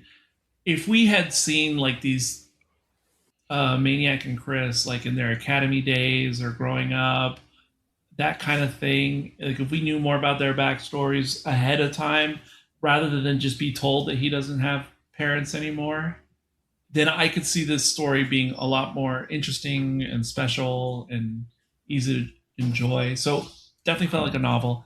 And it also, besides making me think of Ender's Game, the novel, because it's been some months now, but because I read that first Warhammer 40K novel, which I really enjoyed, in another place, another time, I could be into this type of sci-fi novel stuff in general, or like the Starship Troopers vein of things. So I definitely think there was a good idea here. And perhaps if I watch some cutscenes from the games, I'll get that. But I actually enjoyed this, despite its flaws. Yeah. Yeah, and again, this does feel like it's heading towards final thoughts, but I'll just quickly tag on. Yeah, that's one of the reasons I was excited to get to it, because amongst the dearth of just terrible, again, cash grab movies where no one cares in the video game world, it's just cool to see someone who is clearly passionate about it. I mean, I think you can feel that this whole way through, that this guy really wanted to realize his world on screen. And I just think that's fun. So definitely, I'm glad that you appreciate it in a similar way than I think I do. Definitely didn't expect that. And another weird thing I was thinking as I was composing my thoughts just before we started, and then I was thinking about it with opening statements. how you just described it, like it's not just a complete cash in. You can tell that somebody cared about this. This movie, by the time I finished it, it made me think of Tron Ares of all things. It made me think how I personally can see the passion that went into that movie, but it doesn't connect. It doesn't land with other people or any large amount of people. And so I felt a weird kinship between this movie and Tron Ares in that respect. Like, I'm pretty sure the director of both, well, I kind of practically know the directors of both, were not just like some journeyman hired to pump out something real quick. Oh, maybe in some people's minds they were looked at as that.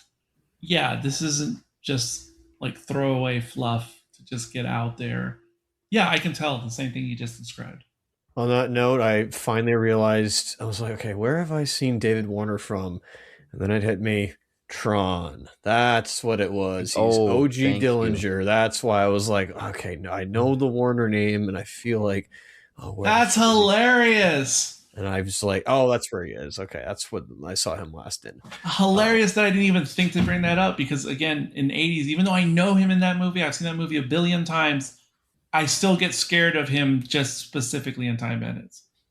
Yeah, let me quickly just say, I actually early on turned on my subtitles when they're doing that big kind of exposition setup section. I saw David Warner's name in the credits. I was like, oh, hey. And then I heard them say something that sounded like NCOM.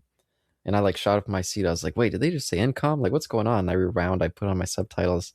I was like, oh, NavCom. Okay. So I was like, are they making a Tron reference there? Here's Caleb trying to look for things that have Tron in it. I think I did see Pac-Man in the movie. Oh, really? Oh, I didn't see that. No, come on, that's obvious sarcasm. That's ridiculous. Did you see that picture of the woman or whatever that we suspected was Gellert? Sarah Michelle Gellar. She was playing Pac-Man. That's what's going on. But speaking of the woman in the poster, so I thought before we met the lieutenant, the wing commander in the coveralls, before we see her in the movie, when Freddie Prinze Chris just first gets on the ship, I guess the Tiger Claw, and he's like walking in, and there is a different female mechanic who is blonde, who is working on whatever their ships are called, and she like makes a look towards camera, and he like makes a look towards her. I thought she was going to be the romantic interest. That character has no lines in the movie. I don't know if she's ever seen again, but I thought she was going to be some mechanic, and that she was going to turn out to be like really gifted at what she does, and that it was going to be a thing between her and Prince. No, not at all. And then when I did see the poster later, I thought, oh, it looks like the blonde chick, because you can't tell who it is because it's a little bit in the background and out of focus. I said, it looks like the blonde chick. But then I was like, I get that's supposed to be like a pinup, like in war times, you know, guys put up pinups. But I was like, why would they put the mechanic on the wall? And I was like, this doesn't make any sense. And I was like, no, it must be someone else. And then you mentioned Sarah Michelle Gellar. So now I'm wondering. And I wonder, were they already dating at this time? She and Prince Jr.? Because if they were dating... Oh, it's a good question. Then that would make sense. Or at least explain why she would even appear in the movie on a poster. Hey, ask him. He was more, you know, maybe not of pulp culture, but he was more aware of the world than I was. I was 5, bud. I was only 5 years old when this film came out, so I have no idea. I got no clue either. I thought they maybe paired up on Scooby-Doo, but it could have been beforehand. I'm not sure. But just before we go to Isaac's last couple things, Eric just touched on one of mine that I figure I might as well bring up. But you briefly mentioned Saffron Burrows again, and I just wanted to see what you guys thought of her, because she to me always stands out in anything she's in, partially because I just think she's so attractive. But I always feel like she can elevate a small role, or a role that doesn't feel like it has much. Like, this is a pretty archetype role as well. But I just thought that she brought a sense of passion to it a little bit more that helped kind of sell the energy of what was going on in her crew, of all these people dying and her not wanting to deal with the grief. I thought that she translated that probably as well as you could with as limited a script as they had. She's better in this than she was in Deep Blue Sea. That's all I'm going to say. Fair. I didn't enjoy her presence here. And second, what you said, not to reiterate what you just said. You know, I still can't remember if I've seen Deep Blue Sea. I think I have, but I think I did, but I remember almost nothing about it. But she has that face that I know I recognized her in the 90s, but I couldn't tell you from what. But in terms of her character and her dynamic with Chris, not to reference Top Gun again, the movie, but it feels like they had that similar dynamic as Maverick, and I can't even think of the instructor's name, but it seems like there's a little bit of that in their relationship. Like, I don't know if in the lore they're supposed to become something in the future, Chris and she, but yeah, no, she's good. But there was other actresses around her same age who seem like vaguely European, and many of them were, many of them weren't. But she fits into like a certain class of actress that was a type, I guess, in the 90s and whatnot. So yeah, I really like her a lot. I just wish I could remember better where I had seen her before. And according to Perplexity, definitely Prinze Jr. and Sarah Michelle Gellar were good friends in the late 90s. But it's like, no, they weren't dating during Wing Commander because they started dating in the year 2000. But okay. Okay. Good friends. Okay, Perplexity. I think it's possible they could have had a semi-romantic relationship in 1999. It will progress. We'll get there, Perplexity. Don't worry. Hey, 2000's far away from there. I know. Come on. But I guess because it was a post Y2K world. Speaking of AI, by the way, so there's AI in this movie, and because they use them in the ships, and it's kind of funny. So the ship that Chris is piloting is called Merlin, or I don't know if it's a call sign or if that's just the AI that's helping him in the pilot seat. But we'll get to the credits. You get down, it says voice of Merlin ? I was like, what? That's kind of funny. That's almost maybe not the same thing, but that's how Caleb, you're always appalled and like, why? Whenever it's like Jabba the Hutt played by himself. Yes. Anyway, that's stupid. That's so but terrible. I don't remember. Caleb, was Mark Hamill in the Wing Commander FMVs? He sure was. Yeah, he was playing Chris. Oh, that's funny. I almost thought that he was one of the voices for the AI. I was like, is that Joker or is that Mark Hamill, like, putting on a voice so that it doesn't sound like him? But I don't know if it was Merlin or if it was one of the other ships AI. I was like, hang on a second, is that potentially? But according to Perplexity, it was Mark Hamill who voiced Merlin. Okay, well, I'm gonna put an asterisk on that. Listen, I want to see the sources. That's the biggest thing. I need sources cited first. Well, luckily I have 9 sources for you. Are they all like, up to date? That's the question. And they altered his voice to make him less recognizable for the role. I was gonna say I assumed that. Okay, that makes sense. Yeah, no, I thought so. The sources are, of course, Wikipedia, IMDb. Wingcommander.fandom. Okay. Getting less and less verifiable. Somebody on Facebook. Oh, yeah, that one I tried. Collider wrote an article about it. Still not convincing. They had an article called Mark Hamill was uncredited in Hollywood's first space video game. Let's see. Trying to think if there were any other space video games before this one. Well, for Hollywood. I guess they didn't really make a Space Invaders before that. There may have been, but Last Starfighter doesn't count because it's not a real game. True. But never came from that. I think it is considered the first prominent video game, not just space, but prominent video game movie live action. I know there was Mario Brothers, but it was still like in the early grouping. And Mortal Kombat was pretty big. Oh yeah.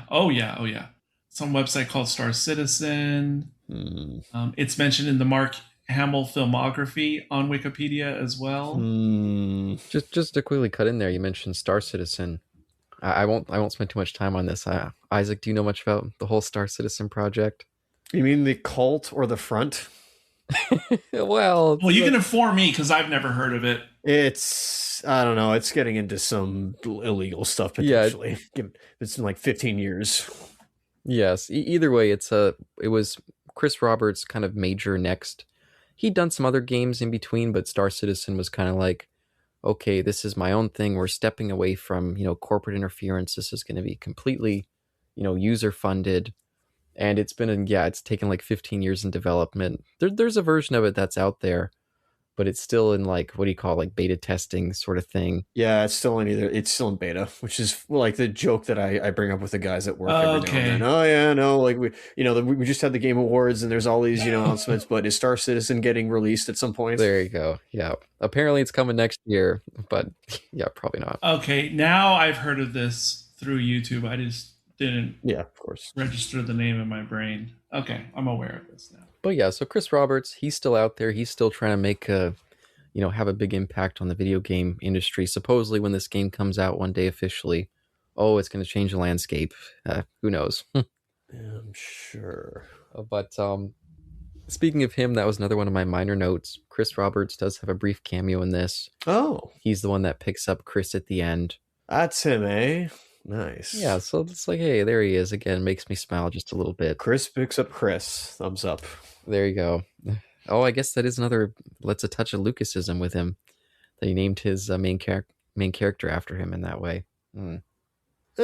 Sure, but I mean that's Chris is such a common name, so I don't really. Maybe that's a little egotistical, but I don't know. Yeah, well, did you say egotistical? Egotistical. Iggy Stardust tisticle. That's what I testicles. That's what I heard. But there's only one last thing. This is a very I just forgot to mention it earlier. One last Doctor Who actor to throw in there. The guy who was playing Lieutenant Hunter, I think his name was the kind of the hard ass. Oh, I don't like this guy. I won't fly with him. He's a pilgrim. Fuck this guy. Oh, him. Who was he in Doctor Who? He showed up in the Stephen Moffat era in 2 episodes. He was in 2 terrible episodes, Let's Kill Hitler and the god-awful Wedding of River Song. He played the captain of the miniature ship where they would capture criminals from the past. Oh, I thought for sure a Nazi. Yeah, okay. I know who you're talking about. Yeah, they'd capture criminals from the past and punish them in the future, and they would like pilot these human ships. Don't spoil it for Isaac. We're going to get to this in 2032. You won't remember. I'm sure I'll remember. Oh, it's terrible. But that's him. His name's Richard Delaney. I've seen this guy all over the place, by the way. He pops up in so much TV and movies and small roles. Most recently, he was in Andor for a little bit there. So I'm just always happy to see the guy. And I don't remember seeing him this young before. So I was like, oh, hey, it's that guy. Oh, I can imagine who he plays in Andor. I don't know for sure, but I can guess the planet because it would just make sense in my head. I was going to say, what was I going to say about the movie? Oh gosh, I'm having a brain malfunction moment. Isaac, did you have one more thing you want to get in there? 3 things. So Eric, get your typing ready because I'm gonna be firing neurons and axioms into your brain right now. So get ready. Oh, here we go. So honestly, Taggart, Paladin Taggart, coming out of coming out of the closet as being a pilgrim. Yeah, no, that made sense. That honestly made sense. So that didn't surprise me. 2, the one thing that did stand out to me, and I'm not going to say this is negative, and I don't know if they have this in the Wing Commander games prior to this movie. Probably subsequently, I don't know. But the one thing that did kind of stand out, and it's the thing that you don't really see in, Top Gun, or I briefly maybe see it in Maverick. They board the vessel. They board Borg, the enemy vessel, and they pull piece and they start shooting everybody. And I'm like, this felt out of nowhere. It feels like it feels these guys should be, fighting in fighter jets, spaceships, whatever you want to call it, versus being boots. It doesn't feel like this movie. So I was like, this kind of feels not out of nowhere, but this feels like not needed. It feels like a real-time strategy game at this point.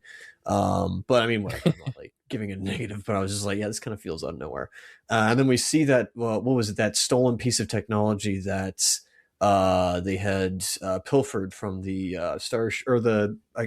command post or wherever it was in the beginning that looks like a car battery. And then third, I know Eric's going to refute these last three. The random when we like travel through the wormhole or when we go through one of the quasars, pulsars, or whatever you like, buzzword they want to use, like cool science fiction sounding word of the week or of the day.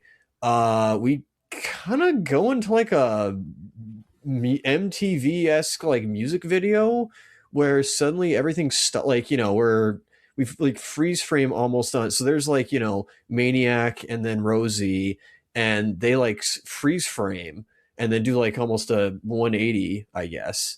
And then you see like the spilled liquid or whatever. And then you go to the bridge and you see Chris and the Wing Commander.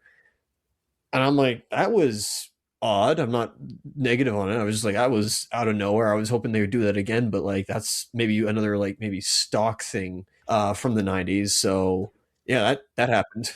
Eric, your retorts. Okay, on the Space Marines and the boarding, it's weird to me that in a lot of space sci-fi, it looks exactly the same when they make like a little bridge between the ships. It's been done in Star Trek New and Old multiple times, like the retractable accordion type bridge. There was a big thing with one in a particular episode of Strange New Worlds. But other things like The Expanse, et cetera, et cetera. But Space Marines, that did make sense to me that they would board them and have like a raiding party or something. But what I highly objected to was there is no freaking way people who are pilots or flag officers or deck officers would ever be involved in such a thing.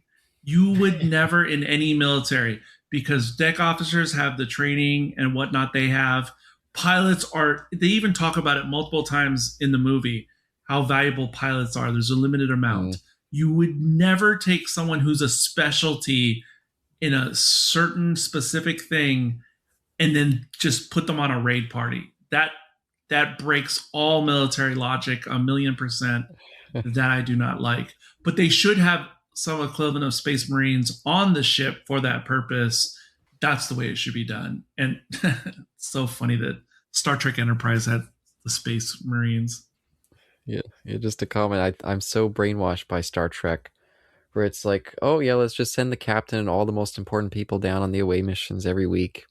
So it just didn't even cross my mind that, oh yeah, we can't just throw our most valuable people into this situation here. That's actually my biggest beef with Star Trek, especially once I served in the military myself and got used to like the rank structure. I'm fine with focusing on the officers. I'm fine with like getting to know them better in Star Trek shows, but they cannot be going out on the ground. Not just because they could get killed or whatever, but because that doesn't make sense. It's beneath them. It's beneath their job title. It makes no sense. It'd be like taking I have a show about this chef who runs this fancy kitchen at a 5-star restaurant who like mops the floor on occasion. Like it doesn't make any sense. It doesn't. Yeah. Anyway, that's Space Marines. It makes sense that they have the tactic. And I really did like, I forget what the maneuver is called, but at the end, when the ships were side by side and I don't know if they said breach or what they said, but they fire their space cannons. That was cool. I didn't see that coming. I like that aspect. I was expecting that. Yeah. The nav computer, funny you should bring that up. And of course, that was something established in A New Hope for hyperspace, but not just established. I mean, in film established, but of course, established before Star Wars. But it's funny that the actual prop itself, the way it appears in the movie, in the Andor series, there's a certain particular nav computer, and it's funny. It looks almost exactly the same. I don't know if that's a coincidence or what that is, but practically identical. And I'm so glad you reminded me of that shot because I definitely meant to bring that up and completely forgot. Me too. Okay. It was not an established thing in the 90s per se, but this was a brand new thing to most people like me at the time. Most people had never seen anything like that. And it's so crazy that this movie came out in March 12th of 1999 because literally 2 weeks later, The Matrix came out. And I saw both in the theater on opening night. And The Matrix is what made that effect famous. And it is, now known as like the bullet time effect. And while it is super cool and unforgettable the way it appears and is used in The Matrix, the original, I have to say I did not remember it being in this movie, obviously. But when I saw it, I love how practical isn't the right word, but you can tell they didn't have the most professional setup to employ this technique like The Matrix did. And The Matrix did it with green screen and everything. This is not green screen. This is like on set, on location. I thought it came off looking really well. And they keep it brief as they should because, again, it looks, the fidelity and everything is so different from the rest of the movie. But I thought it was really well done. And I imagined it's the kind of thing, perhaps, if a 29-year-old was doing a YouTube first time reaction on Wing Commander, I could just imagine that scene pops up and they go, what the heck? How was CGI that advanced in 1999? Like, or they wouldn't necessarily say it, but they would say something like, how was that even possible? How did they pull that off? And I liked it. It was cool. It was super cool. Yeah, I'm glad you also did the research because when I saw that, I was like, oh, is this one of the first uses of that bullet time? And I went to go see, and I was like, oh, it came out. Yeah, obviously The Matrix overshadowed it. It came out, yeah, like 2 weeks later. Well, that's part of the reason why the movie bombed. But I think Wing Commander still would have bombed even if Matrix didn't come out 2 weeks later. Yeah, I've seen the trailers. It was always going to bomb. Sometimes you just see a trailer and you're like, oh, that's not making any money. And that was one of those trailers. I need to go back and watch the trailers because that's what made me not want to watch the movie. And I also remember I went opening evening on a Friday. There was very few people in that cinema, in that theater. Yeah, it was a pretty sizable bomb. Because again, I should have been the prime demographic. I was the right age. I should have been playing that game growing up. So if it didn't move the needle for me, who would it move the needle for? There was just one more thing I wanted to make sure to get in before we bow out or exit this one. Is what did you guys think of the Kilrathi? Again, we don't see them too much, but I do feel like once you do see them, it is kind of like, oh, no wonder we're not spending any time focusing on them. It certainly takes away a bit, at least for me. Do you recall what they look like in the walkthrough that you watched, if you can remember? Well, it's like all the character design stuff that we see are just like animated, like faces, but they're not moving. They're just like or I guess illustrated, you could say. So it'd just be like an angry cat man. That's how they looked. And you can kind of see that these are like maybe cat people, but it doesn't really come across that well. I understand the limitations. I assume maybe that was where some of the budget was cut. Yes. Maybe Power Rangers, not Super Sentai, maybe Power Rangers-esque, but I'm like, what the flip else can you do? Yes, it's noticeable, it's obvious. Yeah, I'm just going to acknowledge that it's there. I don't know how much more time you would have needed to make them look, like Stan Winston was behind the scenes, but actually that would look really cool. Or Joe Dante. But either way, they very limited in what they could have done, so best to keep it with outside shots, and they limited to what it could do. And Eric, just for Eric goes, I want to tell this story. This will be I hope you remember this story. But Chris Roberts said that they had planned for the Kilrathi to play a role in this, have a couple big sequences, and he wanted them to have a feline kind of feel to them. So he hired a whole troupe of dancers, and they were like training, practicing, getting ready to perfect this movement. Oh. And then once the suits came in, Eric, if you remember in Frontios, it was the same thing where they have those Yes. tractators. Yes. It's like, oh yeah, we're bringing in these movement specialists. And then once they see the suits, it's just like people are in tears. It's like, oh, we can't even move in these. Same thing happened here. So just sad. RoboCop. If you ever say the name of those monsters, you have to say tractators. Yeah, foam at the mouth. Syllables. Yeah. Yes. Yes. But so there you go. Yes. One of my very favorite episodes as a child. One of my very, very favorites. Yes, I do remember. I remember the story, and I couldn't connect it. I was like, we had this exact conversation before. Yes, Frontios. Yes, exactly. So you're saying that happened with this, that they had these people kind of like trained to like be feline-like in their movements? Well, I hope some of them survived and were later cast in the live-action Cats. Live action in quotes. I knew you were going there somehow. I just felt that was coming. But anyway, I had three things, or at least I did. We'll see if I still remember them, to say on the subject of the aliens. First of all, I could see, like, if this is a situation like the shark prop for Jaws original or the dewback in Star Wars New Hope, where they had tried to construct this thing. It didn't work the way they wanted it to work. So they limit, how we see it or how it's utilized in the film. So I kind of assumed that was the case with this. And that's fine.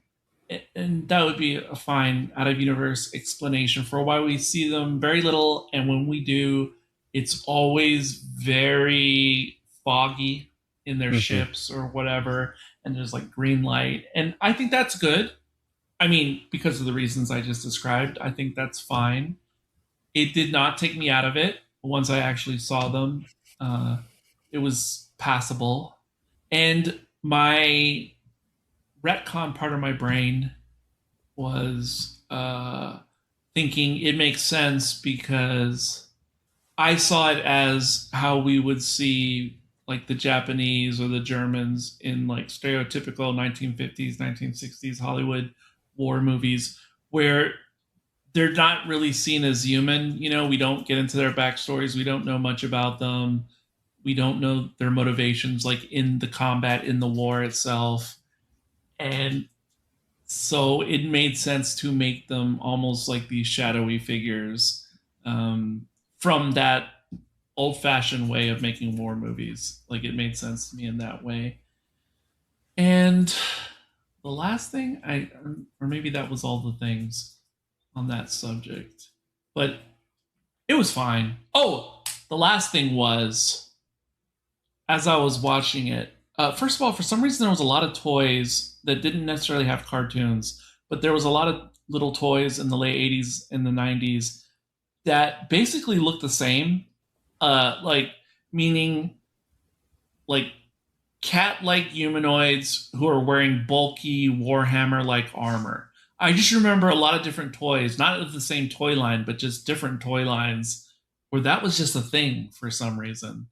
So that made sense. And the way they looked in the movie, I haven't seen this movie either since whenever it came out, but it made me think of that movie called... Was it called Super Soldiers? Oh, Small Soldiers? Small Soldiers.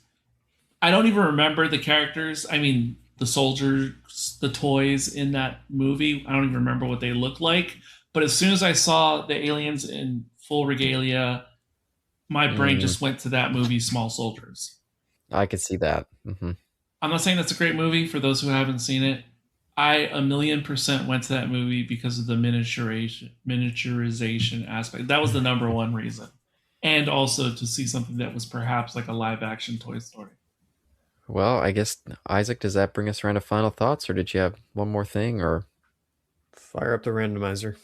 Oh, we have to do a little bit of final thoughts first, but I'll quickly get that thing going. I know. I'm just saying it's been so long that it's gonna, it's running on software from, oh golly, 3 years ago. So yeah, you're gonna need to fire it up now. No, this movie's good. I like this movie. Yeah, it probably was. It didn't stand a chance of succeeding, I guess. It is a shame that, yeah, there was studio interference to keep it from being what it could have been. But for what it is, I enjoy it and give it a high recommendation for listeners Oh, to watch. high recommendation. Hmm. I don't think I should say it's. I don't think it's a hidden gem. I don't know if I'd go that far to say it as, but I just found it enjoyable. That's all. Nice. Eric? Yeah, as I kind of already said, I was shocked that I liked it as much as I did. I would say I would recommend it to people who, if you're into this genre of not space opera per se, but like that Super Troopers, not Super Troopers, Starship Troopers type subgenre of sci-fi, ship to ship combat that is feels more like real world Earth naval type combat. If you're just into that kind of thing, then I would watch this. Otherwise, I think you can pass, whoever you are. But I really liked it. It's a shame it there could have been a good movie here. Like it had the pieces for sure. It just didn't come together. But I don't hate it now. I'm so shocked. I don't hate it now. I didn't know anything about the backstory or of the production when I saw it at the movies, and it just, even though I don't remember details of it back then, I just remember feeling like when I left the theater, that just totally felt mailed in. Hmm.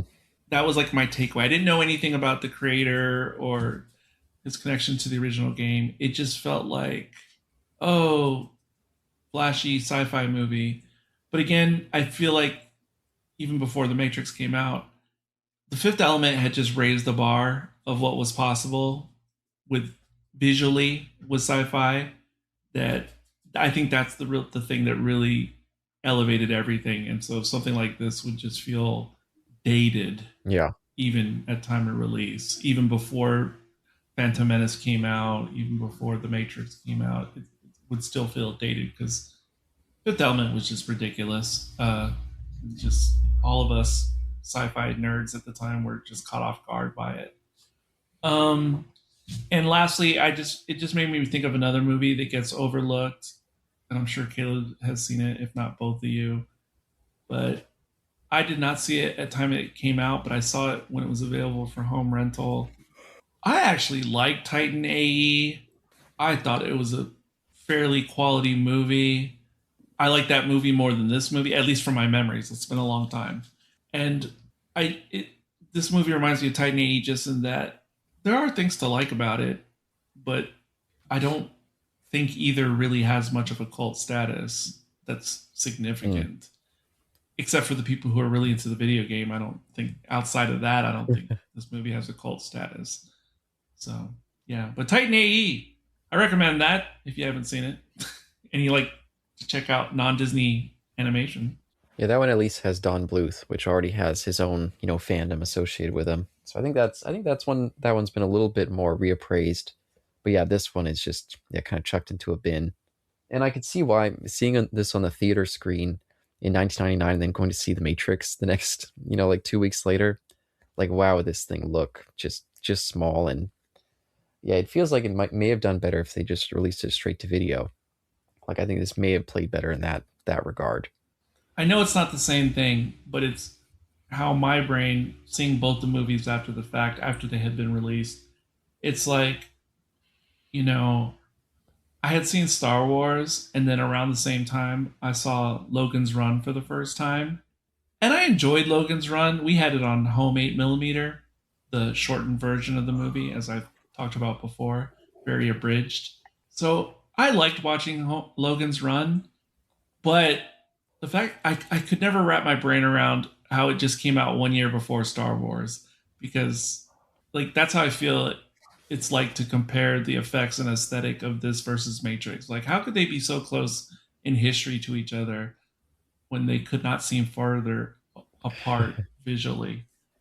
Yeah, and I'm surprised and glad that you guys both had that positive reaction. Because I've always had or not always, only since I saw it in 2018, but I've had a fondness for it, even though I could see like, oh yeah, some flawed writing, some, kind of mixed performances, and then overall the production feels like it's, yeah, kind of a lower budget, less impactful blockbuster. But I just have some biases that just made me predisposed to like this thing. I enjoy flight movies, movies about people who are flyers, and so that's something that just brings me in already. I like sci-fi crap, even the bad stuff. I like movies where you can feel the passion there. Maybe because I was doing it through that podcast, following it along. Like if I just saw this, didn't know anything about the creator, didn't know he was the director, maybe I'd just be like, okay, something there, but misses the mark. But just knowing that background helps elevate it for me too. And so overall, yeah, I think especially in the vein of video game movies, this is definitely one that stands out. And yeah, it's a shame that it couldn't have been just a smidge better. But for what it is, I enjoy popping it on, returning to it. So there we go. Yeah. If this exact movie came out more or less unchanged, but if it had come out in, say, 1988, 89, I think it would have incredible cult status. And yes, we'd adjust effects. Obviously, we wouldn't have 99 effects in 1989. But if it was whatever effects were available on a modest budget, and my brain goes to Enemy Mine, if the effects were at least as good as Enemy Mine, this would have been a major cult classic if it had released then.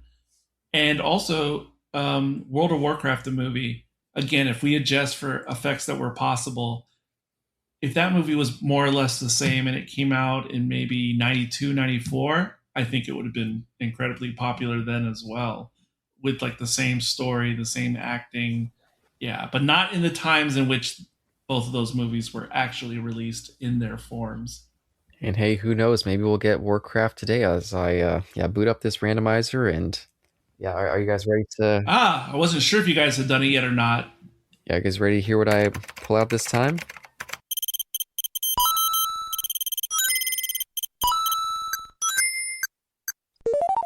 I'm gonna wreck it!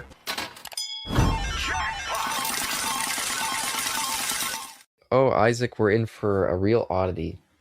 This one I don't think got any traction. I don't think anyone even knew that it came out. This was a direct-to-streaming movie. Or maybe it was direct-to-video, I'm not sure. But from 2017, I believe. I think that's the year it came out. It Came from the Desert. Have you heard of that game? What the hey is that? I have heard of neither the game or the movie. We're at Black Desert. Yeah, this one came out to very little fanfare. The game itself, I believe, was one of those again like a computer game. So it was just one that was kind of popular, but not really that popular. And then some European director who was a fan of the game was just like, "Hey, I got the rights really cheap, and I'm putting out a movie."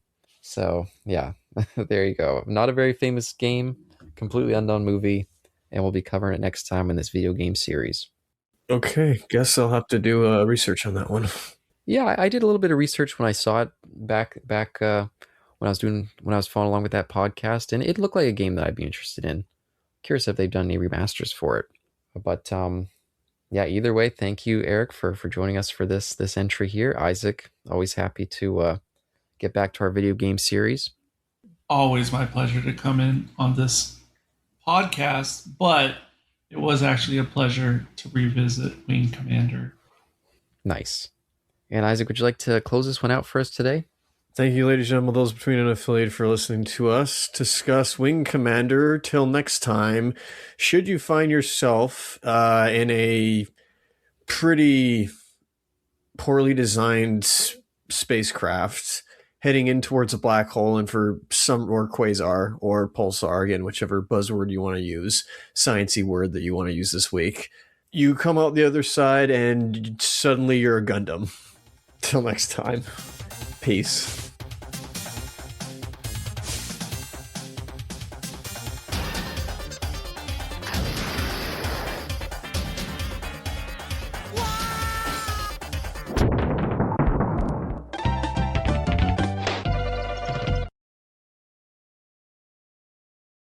Because they didn't really have that many games like this on console in the 80s. Or if they did, they're extremely Searching for rudimentary. popular games. I found some top Oh, titles no. like Heated Rivalry, Eternity, Roofman, and Pluribus. What the fuck? Thank you, Hal. So You're welcome. I'm glad I could help with those game recommendations. Oh. I can't stop snorting. Yeah, that's quite the snort. Oh, jeez. Okay.